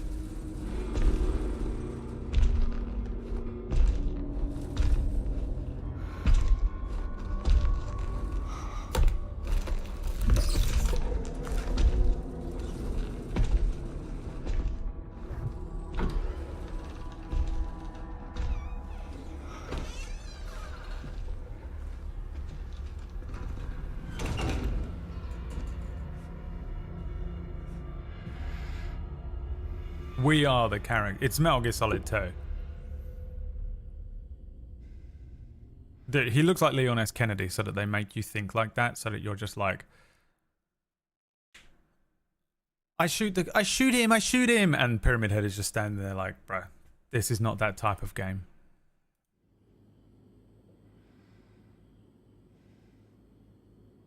Oh, did it really? I didn't even look, PB.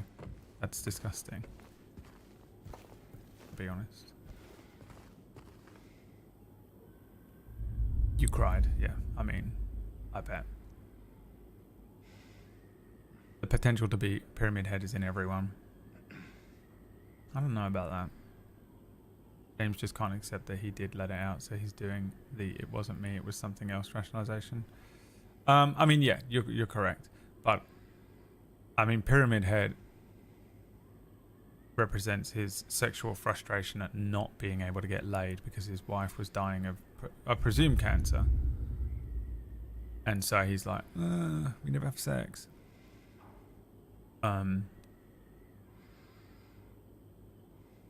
Which is why Pyramid Head is so rapey. You know. I don't know if James ever did rape his wife or not. I don't think so, but I'm starting to think more yes now that I'm playing this again. With all the sounds and the allegories. Oh, my back. Or like, it just feels like a lot of this stuff is suggestive. Like they probably don't even know. I'm not sure.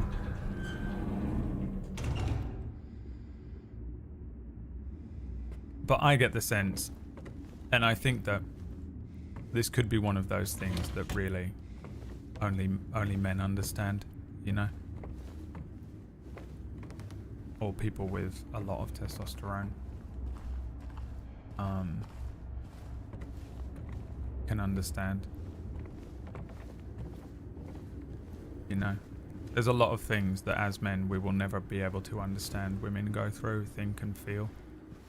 And I think women will, and I'm just going to generalize as men and women here just for the sake of this game was made in 1991. I just don't think women understand what it's like to have like so much testosterone coursing through your brain that you just become an actual animal. Which I think there's something wrong with my testosterone levels because I've never had that too badly, but I definitely understand. I have it enough that I understand. And also just being a teenager. The crazy things you do as a teenager. Because you just have so much testosterone. So my interpretation of that is that, like, it kind of scares me how so many men are just enslaved to it. Enslaved to it. They have no fucking control. And you can see that it isn't their, like, brain. They're thinking with their dick. But you see the power of how so many men in the world are just puppeteered exclusive. They're only thinking about getting laid. They only go out every weekend trying to get laid. They're just getting drunk trying to get laid. They're doing like crazy shit. And then you start pushing it further.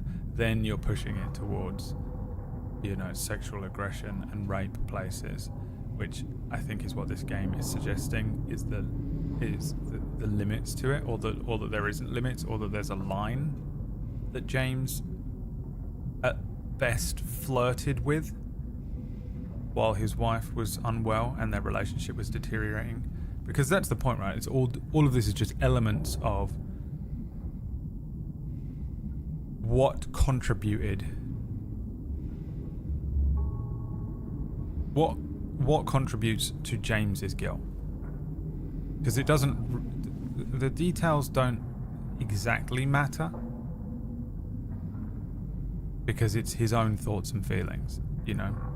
I feel guilt. I have like intrusive OCD thoughts all the time, and I feel so guilty about them, even though nothing happened. I just sat there and was like, it would be awful if this happened. And then my body reacts as if it has happened, and then I have to deal with that, and then the guilt of it. So you get those thoughts and feelings. So because we're in fucking weird James brain space, that's what I say when the details don't matter, because he would still feel guilt for even having the thought of raping his wife.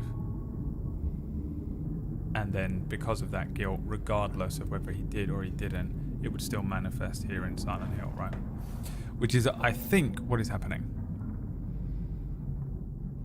Again, I've only played this game once, but it has sat on my consciousness since then.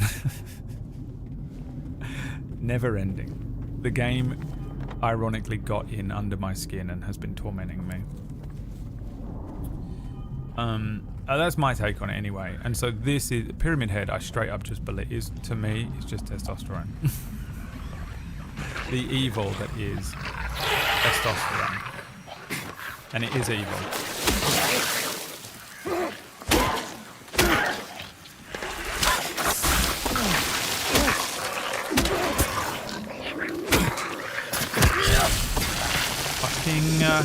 These ones explode, great. Those are some dark... this game does not hold back, dude. That's what this game is about. It's horrible. There's so much to it, it's ridiculous.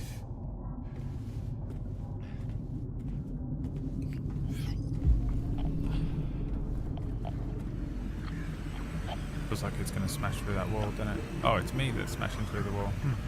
The imagery makes sense. He's large and muscular and literally doesn't have a head, maybe a brain. Yeah, I mean that's definitely what he represents in a generalized way, but I wonder how specifically the developers intended to make that. But it's kind of like, I personally, maybe, and this is probably projection and also TMI from me, but at this point, what haven't I shared with you? But it's kind of my relationship with testosterone as well. I'm not one of these like testosterone filled guys. I don't really give a fuck if I'm getting laid or not.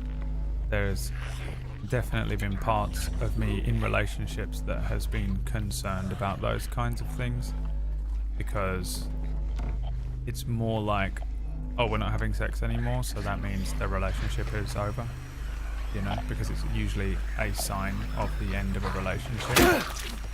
A traditional relationship between people who are not like, you know, ace or something.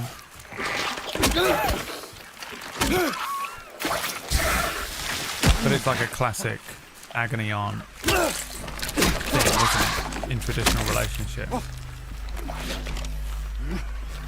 And so I've always sort of found it weird if I ever do feel kind of, not like that I guess, but like, if I sit there if I'm ever just sat there feeling like weird and horny, TMI dude, what did I say? Then there's something wrong with me. Because it's not my usual state. If that makes sense. And I remember feeling broody a couple years ago. And I was like, maybe I do want kids. Maybe we should have kids. Maybe we should have kids all of a sudden. I was like, why do I've never ever felt like this. What is going on? What is wrong with me? There's something wrong with me. I'd never experienced it. And it was just like a physical bio clock kicking in. I think it was my biological clock just being like, oh, you haven't had kids yet. You should do that because that's why you're here. And it was, you know, some of us have a disconnect between our biological animal clock, biological animal self, and the mental, psychological self. And for me, on a logical level, I've never wanted children. It is a purely just like brain thing, top brain thing. And I don't and have never wanted children. So to suddenly feel like I wanted children felt like someone was fucking Professor X entering my mind and taking over. Right? So it felt like someone was like going into my mind and being like, you want children? And I was like, I want children. And I was like, what the fuck? Why did I say that? Someone just controlled me. Someone's mind controlling me. And I realized, and I've always had this understanding of hormones because I think when I was a teenager, I was very sensitive to them because I had like extreme depression and shit. So my hormones were like making it worse. I could feel it. But I was like, oh my God, this is how strong your hormones can be. You can get to your middle 30s or your early 30s and suddenly your entire like belief around something like wanting kids changes. And I remember it was literally like a week or 2 weeks. I was like weird and horny and I wanted kids and but it didn't feel like me. It felt like someone was controlling my mind because I've never wanted kids. And I'm not typically like your average horny guy. I've always looked at other men and been like, uh-oh, I'm different, you know? Not that I'm like ace or anything like that, but I just don't think I have that much drive. Like most men are just exclusively driven by pussy. Exclusively driven by it. It's like their only thing. Their only thing. They all they care about. And I'm like, oh, it's pretty low down on the list for me. And so what I recognized was how strong hormones can be and how much they can overtake. Now, I think this is obviously not exclusively to men, but testosterone for sure is just a weird wolf drug where if you have like an excess of it, or if you're having those periods of time, or maybe, you know, things like working out more and stuff and generating more, or hormones through being certain different ages and shit in your life, like teenager through to like andropause and shit when you're older, will affect how much of a fucking freak you are and an animal. And you're just like, must get laid, blah, blah, blah, blah.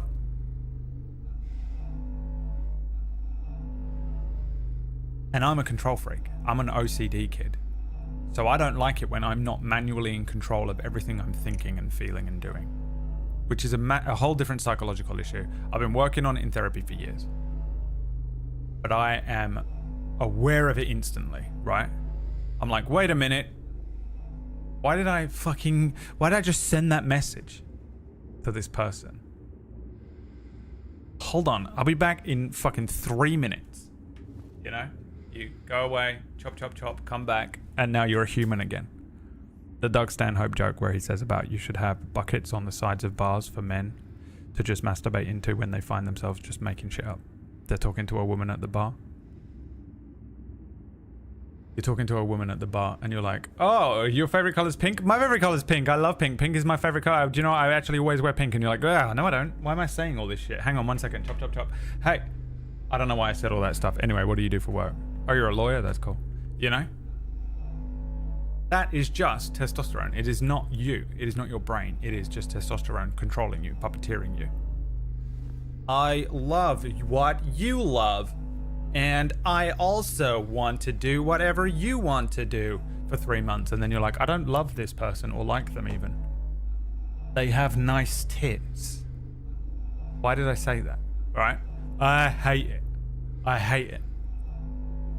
And again, I think there are levels to this. You see men who are just out there just saying whatever they want to say to do whatever they want to do to get laid. That's all they want to do. And again, this isn't exclusive to men and women. I'm just doing it that way just to make it, just for ease of conversation and generalization. So to me, and this is like a weird, or like a sort of a weird fucking way to get around this, and probably shared too much information about myself as usual, but for me, that's what Pyramid Head is.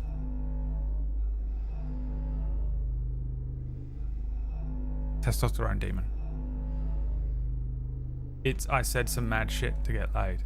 It's I'm getting pissed off because I want to have sex and you're dying in a bed because you've been diagnosed with, XYZ cancer or something. But because you've been dying of cancer and having chemo for 6 months, we haven't gotten laid. I haven't gotten laid, and I'm getting sexual frustration about it. That's the point of it, right? Which is evil, because testosterone is evil. And I straight up believe that if you if you just remove testosterone from most men in all of time and looked at history, it would be less. There'd be less like murder. There'd be less like dickheads being presidents and shit.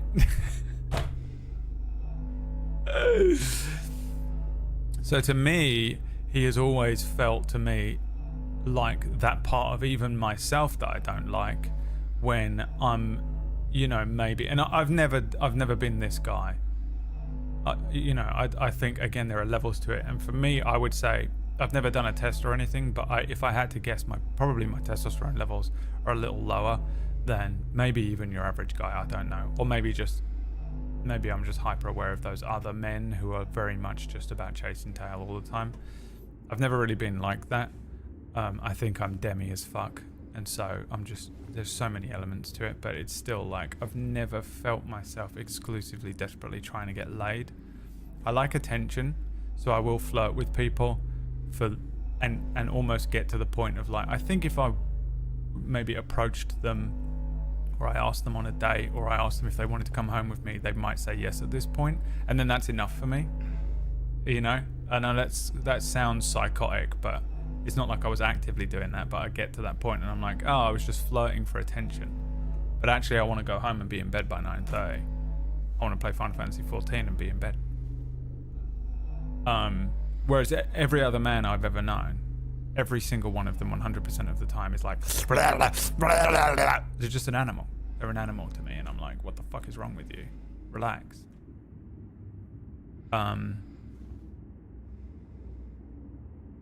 And I think that's what Pyramid Head is. And I think it doesn't matter whether you are somebody who might be more like myself, in that you're not like constantly desperate to get laid, or whether you are like borderline rapey with it, like what it feels like James maybe was at the place at. I don't think that matters in terms of the representation of Pyramid Head, because either way you would feel guilt about it, and either way it would manifest in this way for you in Silent Hill, in that if it was such a significant issue for you, and then, you know, your wife dies and you go through all this process, it would manifest as a guilt. It's just guilt. Everything is guilt in this game. So that is how I have always understood Pyramid Head to be. And I say always, like I played this game when it came out. I played this game for the first time like 2 years ago, and I've only played it that one time. I've not watched like any videos of like you know, like those like breakdown videos. I've always wanted to, but I want to complete all of the Silent Hill games before I do that, because I know it's just going to reference the other ones. So I've never really gone around to it. But I have had discussions with people who are much more knowledgeable on it, like PB. So maybe, you know, maybe somewhere in there she's given me some more information about Pyramid Head, and I'm sure we spoke about it last time I played this. Maybe I even told this exact same story. I don't know. But for me, that is how I think subjectively have always seen Pyramid Head, because I have the same relationship with that part of me when I feel a bit like that, or I say something that feels a little pushy, which, you know, I think is like, there are times in your life when you realize you're the good guy or the bad guy, and there have been times where I've always felt like, oh, I shouldn't, you know, I'm going to politely ask for consent. And then I still am like, oh my god, I'm a monster. I can't believe I lightly kissed her on the hand. You're a monster. And then you sort of see other men out there and you're like, oh, men are evil. Men are evil. And I don't think I'm a man. I don't think I'm a guy. But I'm also not a girl. What am I? And then we get back into that conversation of like gender. I've always been like, maybe I'm like 0.01% trans. I don't know. I've never cared. It's never been a thing that needed to be labelled for me exactly. But obviously, you know, Pyramid Head And my relationship with Pyramid Head on a subjective level feels like that.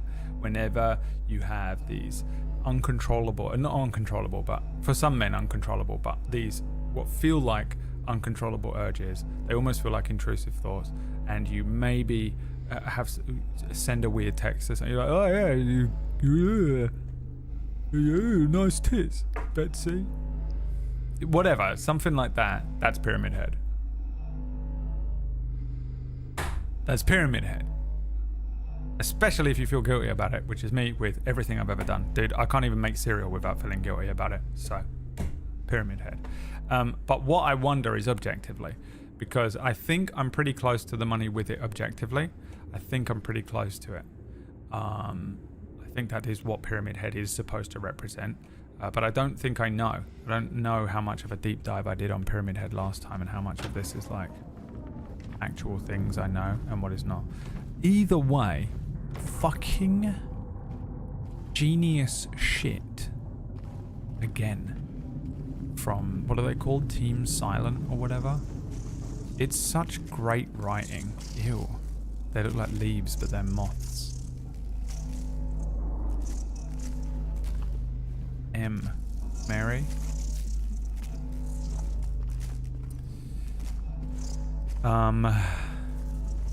You're making me want to deep dive this game so bad. Well, it's very deep diveable. But I also said to PB last night, I don't think she's here anymore, but I said to PB last night that one of the things that like kind of struck me yesterday about this game is how it's so simple. The concept is very simple, right? Or the story is simple. The story is very simple. The concept is not simple at all. The story is simple. The story is very there's just like a guy, he's looking for his wife, she died, their relationship broke down. He killed her. Was it a mercy killing? Was it him being evil? Whatever. But the way that they fucking layer that shit in. Everything is an allegory, everything is a metaphor, everything is symbolism, everything is a thing that you have to uncover slowly yourself. Let me see what I actually wrote to her. Because I was just like, I wrote, it's such a masterpiece. It's crazy. What's crazy is it's so layered, but it's also just really easy to understand. I was thinking about why it is that I can actually remember most of it. And I was like, I guess it's actually pretty simple, really, the story.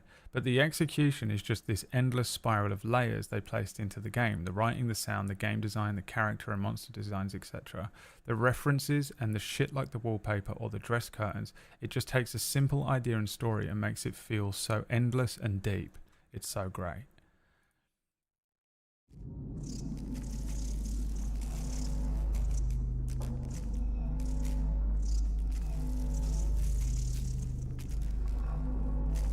It's just so well done.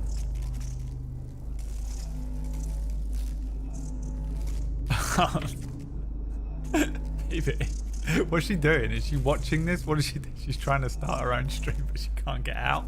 She's trapped in Silent Hill. I've got to go.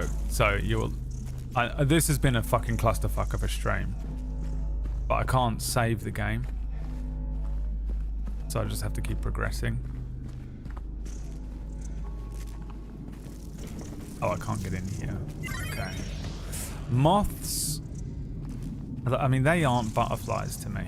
They're moths. What do moths mean again? Oh, fuck. God damn it. Gone. Fucking... What do moths mean? I think they all mean different things. The death moth, whatever it's called, meant one thing. But do moths mean the same as butterflies? Butterflies are death or rebirth. Right? But the moths mean something else, because that looks more like a moth to me than a butterfly. I'm assuming it just means the same thing, and that the M's all over the door are almost certainly representative of Mary, but I wonder if there's more to it. It's still very creepy. Oh look, there we go, red square, perfect. Welcome to the red square, comrade. Doolander, what's up, my friend? Thank you for the 57 years and years and years. 57 years. Now this room looks like the fucking Silent Hill 4 room, but I'm overthinking that.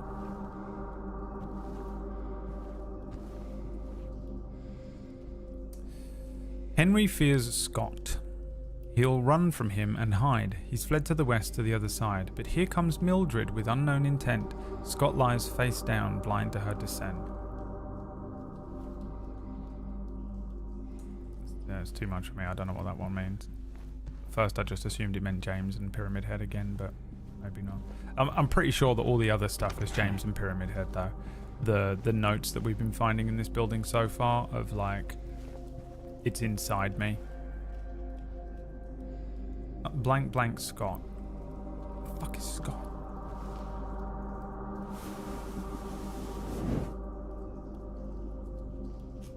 Grandfather clock with moons on it. Stuck at 6, or is it just... Okay.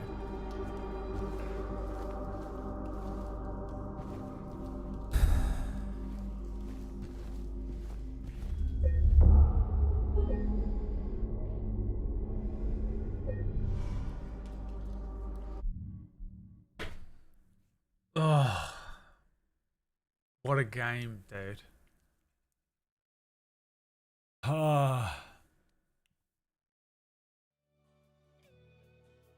There's some contrast there as well with the moths and the butterfly tattoo on Maria. Oh, does she have a butterfly tattoo? I haven't, like, everything is coming back to me as I progress through the game. So I've only played Silent Hill 2 once, and it was when? Let me have a quick look here. Collections, Silent Hill series. Silent Hill 2 I played in November 2021.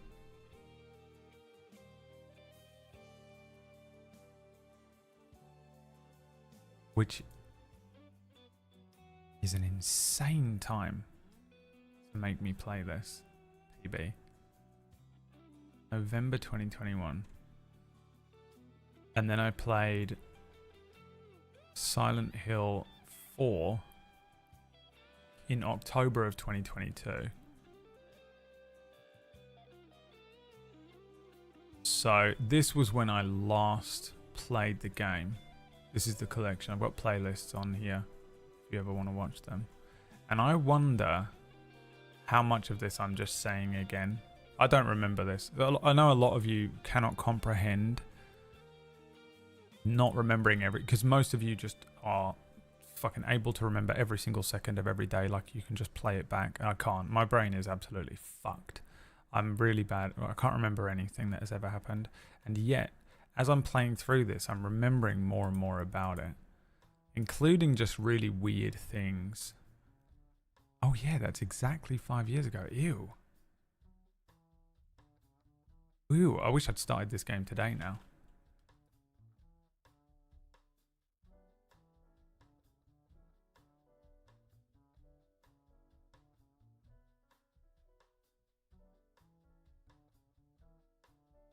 Don't like that. Don't like that.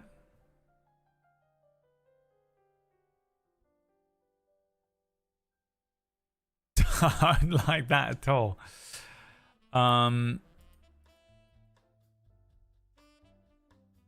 Fuck, I was going to say something.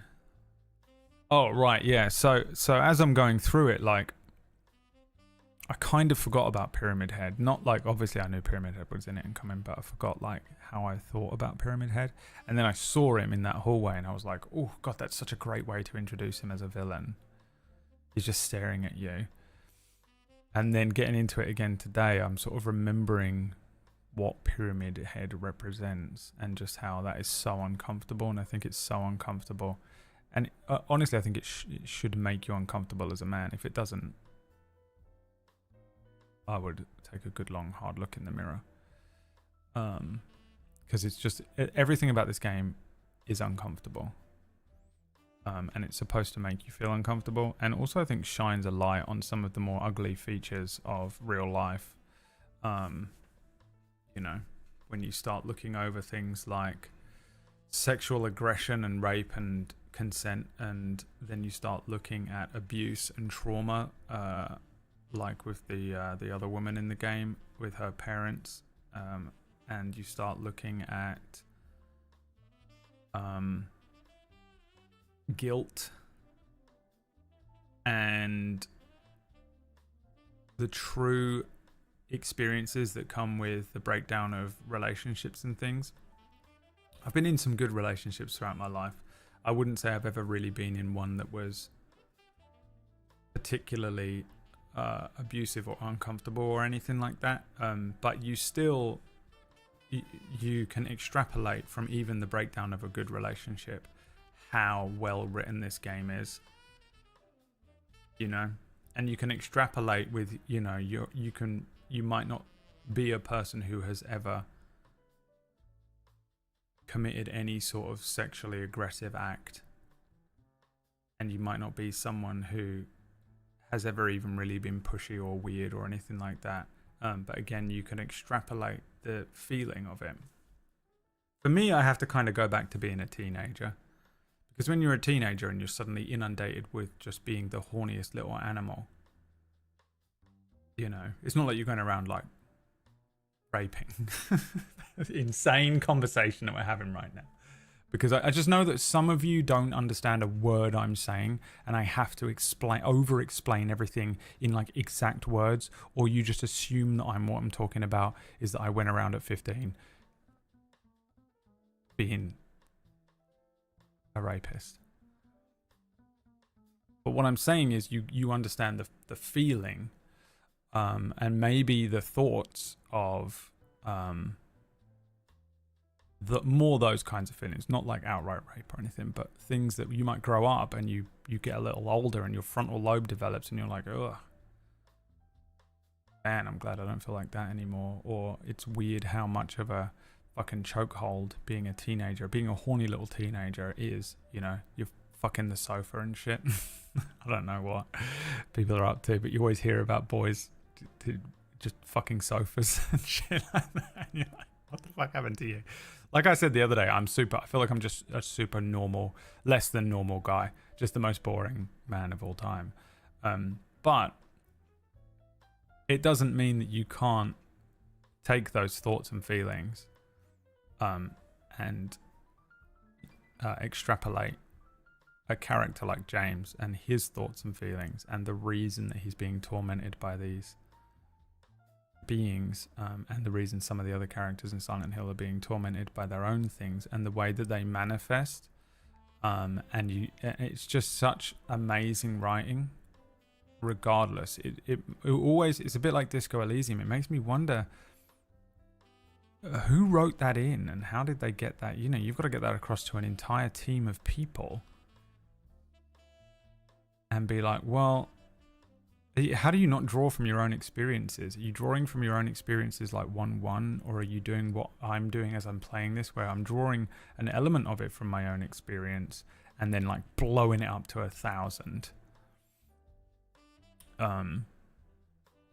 Like hopefully that's what they did, I guess, because otherwise every single fucking one of them is insane. But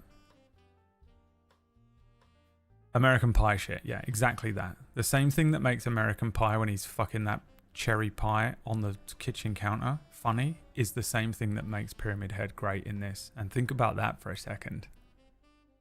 The same type of writing. It's just like weird, horny, desperate, have to fuck something feeling. It's so bizarre. But it's really cool to see. And again, it is just the most simple story. The story is so simplistic. It is the most... But if you just broke down this story onto a piece of paper, it'd be about 6 lines.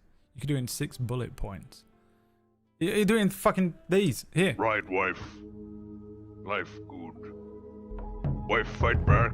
Kill wife. Wife gone. Think about wife.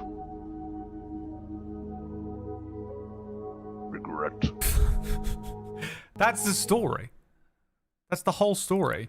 And yet we have Pyramid Head, which is making me sit here and have to wrestle with my own feelings, with my own testosterone in my body. Crazy good game. I did fuck a cardboard box once. I think we must have all fucked something weird. For me, it was Pony Punch's mum. But you know, cardboard box. I don't think James actually acted on any of his desires. I don't think so either. Like, that was my takeaway from Silent Hill 2 at the end of the first one. But this game is making me question that. She is great, yeah, she is. He's quite literally being beaten by the manifestation of his guilt. Yeah. I mean, you would. I got the sense that in the first game, in Silent Hill original, not the remake, that it was quite ambiguous. And that ultimately, to tell the story, it doesn't matter. It doesn't matter how you interpret it, whether he did or he didn't. He's still being tormented by the guilt of it, right? This game makes me feel like he did do some of it. It feels more visceral, and it's like, I don't know though, because again, my memory of the original is kind of a little. I mean, it's 3 years old, and I can't remember what I did this morning. Liam literally asked me what I did yesterday morning. Today, he was like, "What did you do yesterday morning?" Because we didn't go for a walk, so he was like, you know, me and Liam normally go for a walk most days, and yesterday I was like, "I'm not doing it," and he was like, "What were you doing?" You know, not like, "What were you fucking doing, you son of a bitch?" He was just curious, like conversationally, "What were you up to yesterday?" And I couldn't remember. I was like, I literally don't remember. I honestly, genuinely cannot remember even now, trying to tell you. I probably you lot know what I did, because I probably started the stream yesterday and told you, but I can't remember. That's how fucked my memory is. So I don't remember anything happening in Silent Hill, but I also remember all of it somehow. It's fucking weird.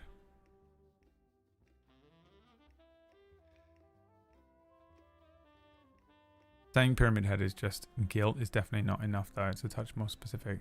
The fact that Pyramid Head does manifest as the biggest, scariest, most dangerous thing to James at least suggests that it is his biggest guilt, perhaps, instead of kill wife. But I get, you know, it feels like he's repressed kill wife, but hasn't repressed all of the rest of it fully. So I'm not sure. But then again, I guess I would say Maria manifests even more clearly than Pyramid Head. And Maria is just an idealized version of the wife that he wanted, right? And the guilt that you have around being like, I wish my wife was just a bit sexier. Or whatever. I wish my wife was a bit more like this. Or I wish my wife would do this more. You know, that kind of thought and feeling. Or like husband or whatever. That's that guilt coming up. Which are these and all of these subjects are things that no one talks about. You never have these conversations with anyone. These are all of the thoughts that stay locked in your brain unless you're Brad Woto Twitch streamer, and you shouldn't ever share these things with your chat. But you do, and then you go away and feel kind of weird about it after the stream, and hope that everyone understood you perfectly, but actually no one did, because no one ever fucking understands you, because you're in here every day talking to them, and you very clearly say stuff like, "This is the color green," and 50% of the people in the chat go, "That's the color blue," and you go, "Oh, I'm speaking a fucking alien language to some of these people." And I don't know whether it's they just can't comprehend what I'm saying, or I fucked it up trying to explain it, but either way, they all think I was a rapist at 15. So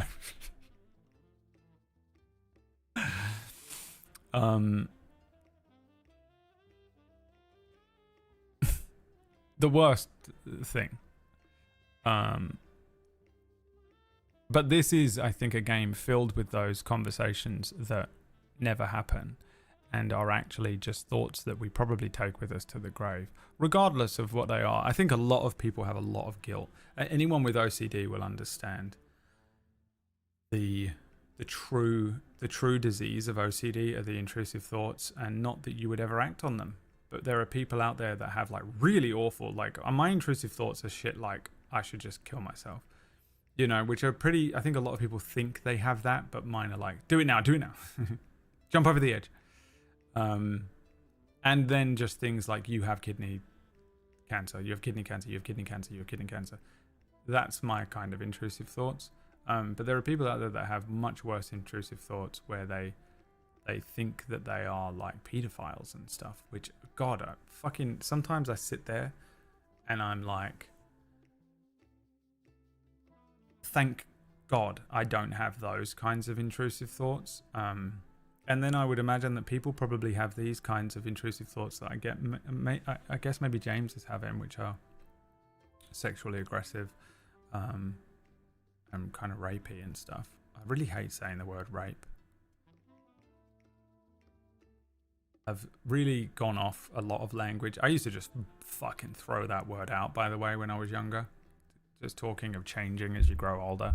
I used to launch out all sorts of words. It's nuts how my vocabulary's changed. I'm much more conservative. Shouldn't say that today, should I? With the Americans, with the way that I speak about it. But I mean, I said yesterday, trigger warning for this fucking game. Don't even. If you have anything, don't even. But yeah, I mean, it almost feels like that with James, that he has that kind of intrusive thought, and that's what Pyramid Head is, maybe, rather than it being that he actually did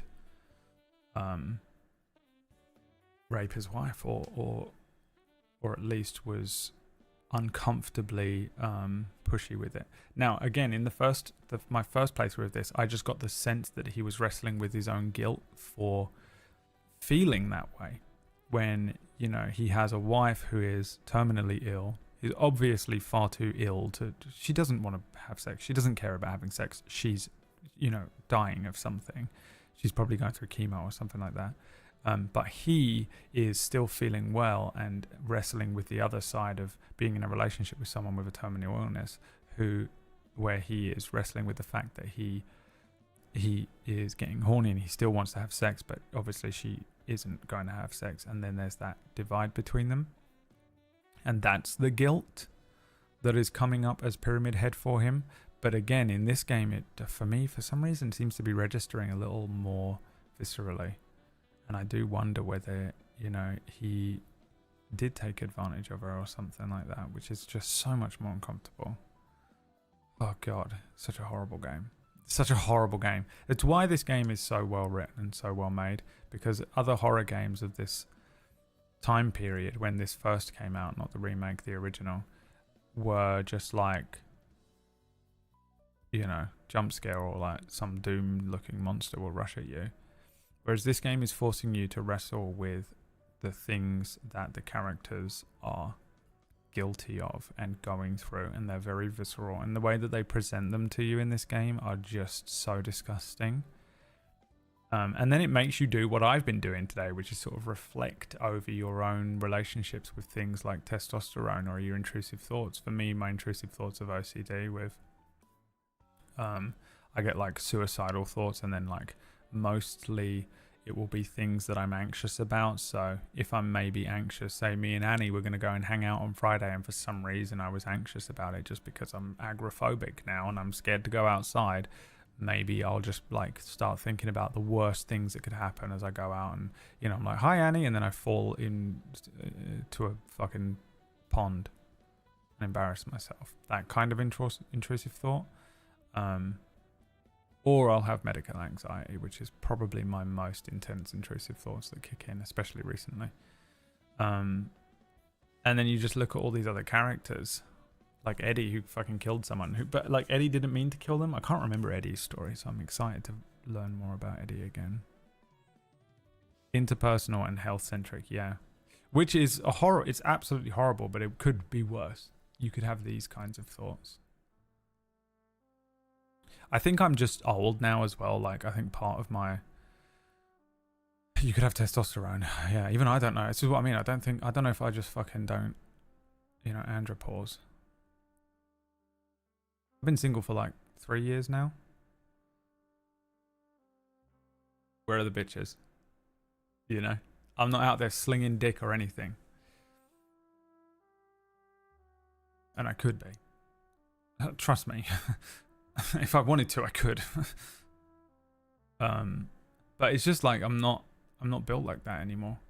And even when I was younger, I don't think I was built like that. You're just a boy who is looking at other boys who are looking at other men. And those other men are just the most awful types of men.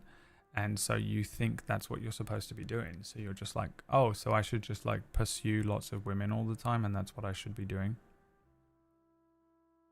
And it's a societal pressure, but actually you're just not bothered, which is where I think I ended up getting that little fucking psychotic mind split where I would just be like, I'm just going to flirt with people but I have no interest in like going home with them, which sounds like I was leading people on, but it was more like, you know, everyone's just out drinking and you're just flirting. And then you get to a line where you're like, I don't want to push this anymore, because then then I am leading someone on. And there's no worse feeling than when you've been led on by someone and then they go, no, and then they just leave you dangling like an old testicle in the wind. It's the worst feeling. So I've never wanted to do that to people, because I've had that happen to me plenty of times as well. The worst feeling. Does PH prevent James from going deeper into his journey, or does he prevent him from running away from it? Not sure what role he plays. I would say that Pyramid Head is just a thing that fucking presents itself to James like some of the other things in this game, where it's just going, look at me. Look at yourself.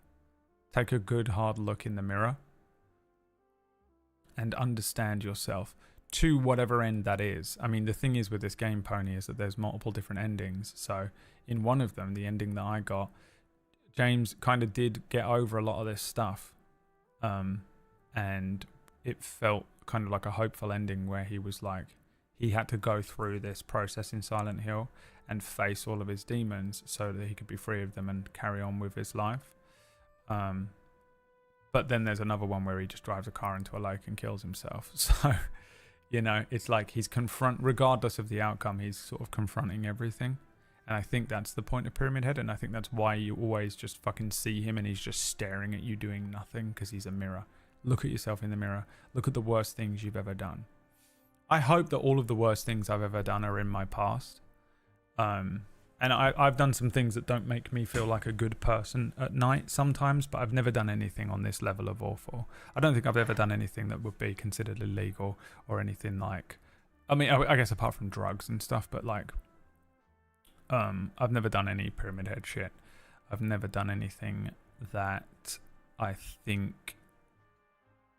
You know, like murder. I don't think I've ever done a murder.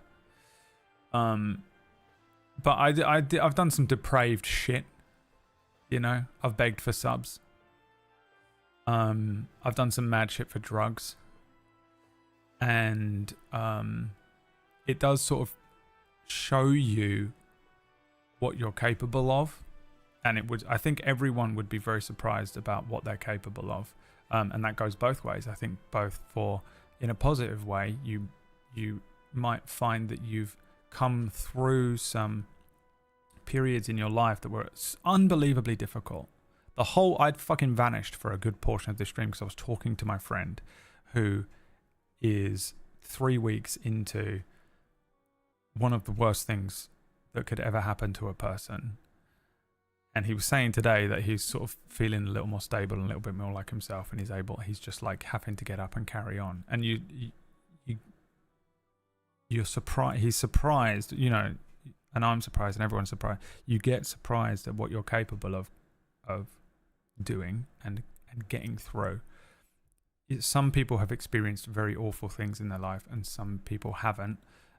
Some of you will have experienced the worst thing you'll ever experience, and some of you have yet to experience the worst thing you've ever experienced. And some of those things will be worse than other people's things. But you'd be surprised that you could get through it. I won't say unharmed. I won't say it was easy, but you will get through it. But also you'd be surprised at shit you'd do for heroin. If someone just came in and just fucking got you with some heroin and was like, now you're addicted to heroin, and now you are addicted to heroin. And then, so you go, okay, well, I'm addicted to heroin. I'll buy some. I've got money. I've got savings. So then you burn through your savings, and then you're living week to week, and now you're out of money. Well, what are you going to do for that heroin? You need it. You need it more than oxygen. You need it more than anything. And you'd be surprised at the things that you would start doing. And you'd be surprised at how that starts to build up and how you start to have to need to do more crazy things. And you'd be surprised at what you are capable of in the other direction. Now, that makes it sound like I was sucking off men in gas stations for a crumb of cocaine, which was not the case. But I've done some things, you know, like I've spoken about it on the channel before.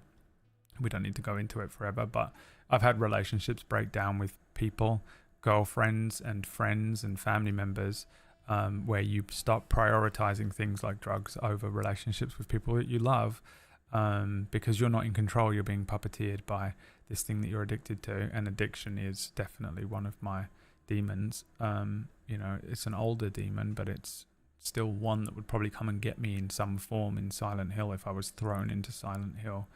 And you'd be surprised at what you're capable of, and I think this game does that for you as well. I think it shows you, I think it's showing James what, it's kind of showing all of them, all of the real characters apart from Laura, what they're all capable of.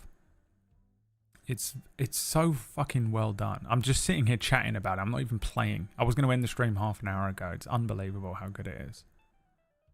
Unbelievable. It's just so fucking well done. And I'm actually really happy that this is a legit remake. They've really recaptured the original. And I'm just so happy that we're doing that now. Because these game companies and these movies that were just like, we're remaking the Italian Job. And it's like, this isn't the Italian. What the fuck? Why is this? This is boats and they're not even on the ocean. This is about a man building a boat. This isn't a remake of the Italian Job. You just called it that, you assholes. You're just playing on nostalgia. And now they're actually remaking things properly. Like Final Fantasy VII Remake is an authentic remake, I think, of the original. And this is even more, I would say, of an authentic remake than that. So I'm glad that we're actually doing that. And this so far feels very much like an authentic remake. I think it's really well done. No, they've got time to ruin it, but we'll see. I saw an interesting graphic on a common guy's self-value view being very AB. Well, I've never done an X, so I'm good, and then a common female interpretation of all scenarios and being on a sliding scale of awfulness where these guys actually chart all over it. And the I didn't do X part just being at the extreme end. Kind of hard. Yeah, that I don't understand it, I guess, to explain. But good look at the guilt. I mean, yeah, I don't know. I wrestle with, thing is, I'm too much of an anxiety kid too. I wrestle with, I can feel guilty about anything if I want. Even the best thing, I could probably save someone's life and I'd feel guilty about it in some way, you know? A piano is about to hit a 5-year-old and I swoop in and grab the 5-year-old and save them superhero style. I'd still find a way to feel guilty about it. Which is my favourite part of KOTOR 2. When Kreia is like, well, you just saved Hitler. You saved Hitler too. What if you saved Hitler too? Yeah, you saved a 5-year-old and it was the right thing to do, but what if they grew up to be evil? What then? And then you're like, the best philosophy game. The best philosophy game. KOTOR 2, unreal. Just the greatest. All right, look, I've got to get out of here because I'm running a D&D game tonight. And I've had a really weird day. I know this was a weird stream. This was kind of a weird stream where we just talked about stuff that was maybe a little bit too real. And then also I vanished for a good period of it because my friend called me and he's kind of going through it. And I promised him if he wanted to call me, he could just call me whenever. And I meant that. I don't care what time it is. I don't care if I'm in the middle of a stream. I'm sorry for you who are just here trying to watch something and enjoy it. But that's just that's what it is, okay? That's the way it is.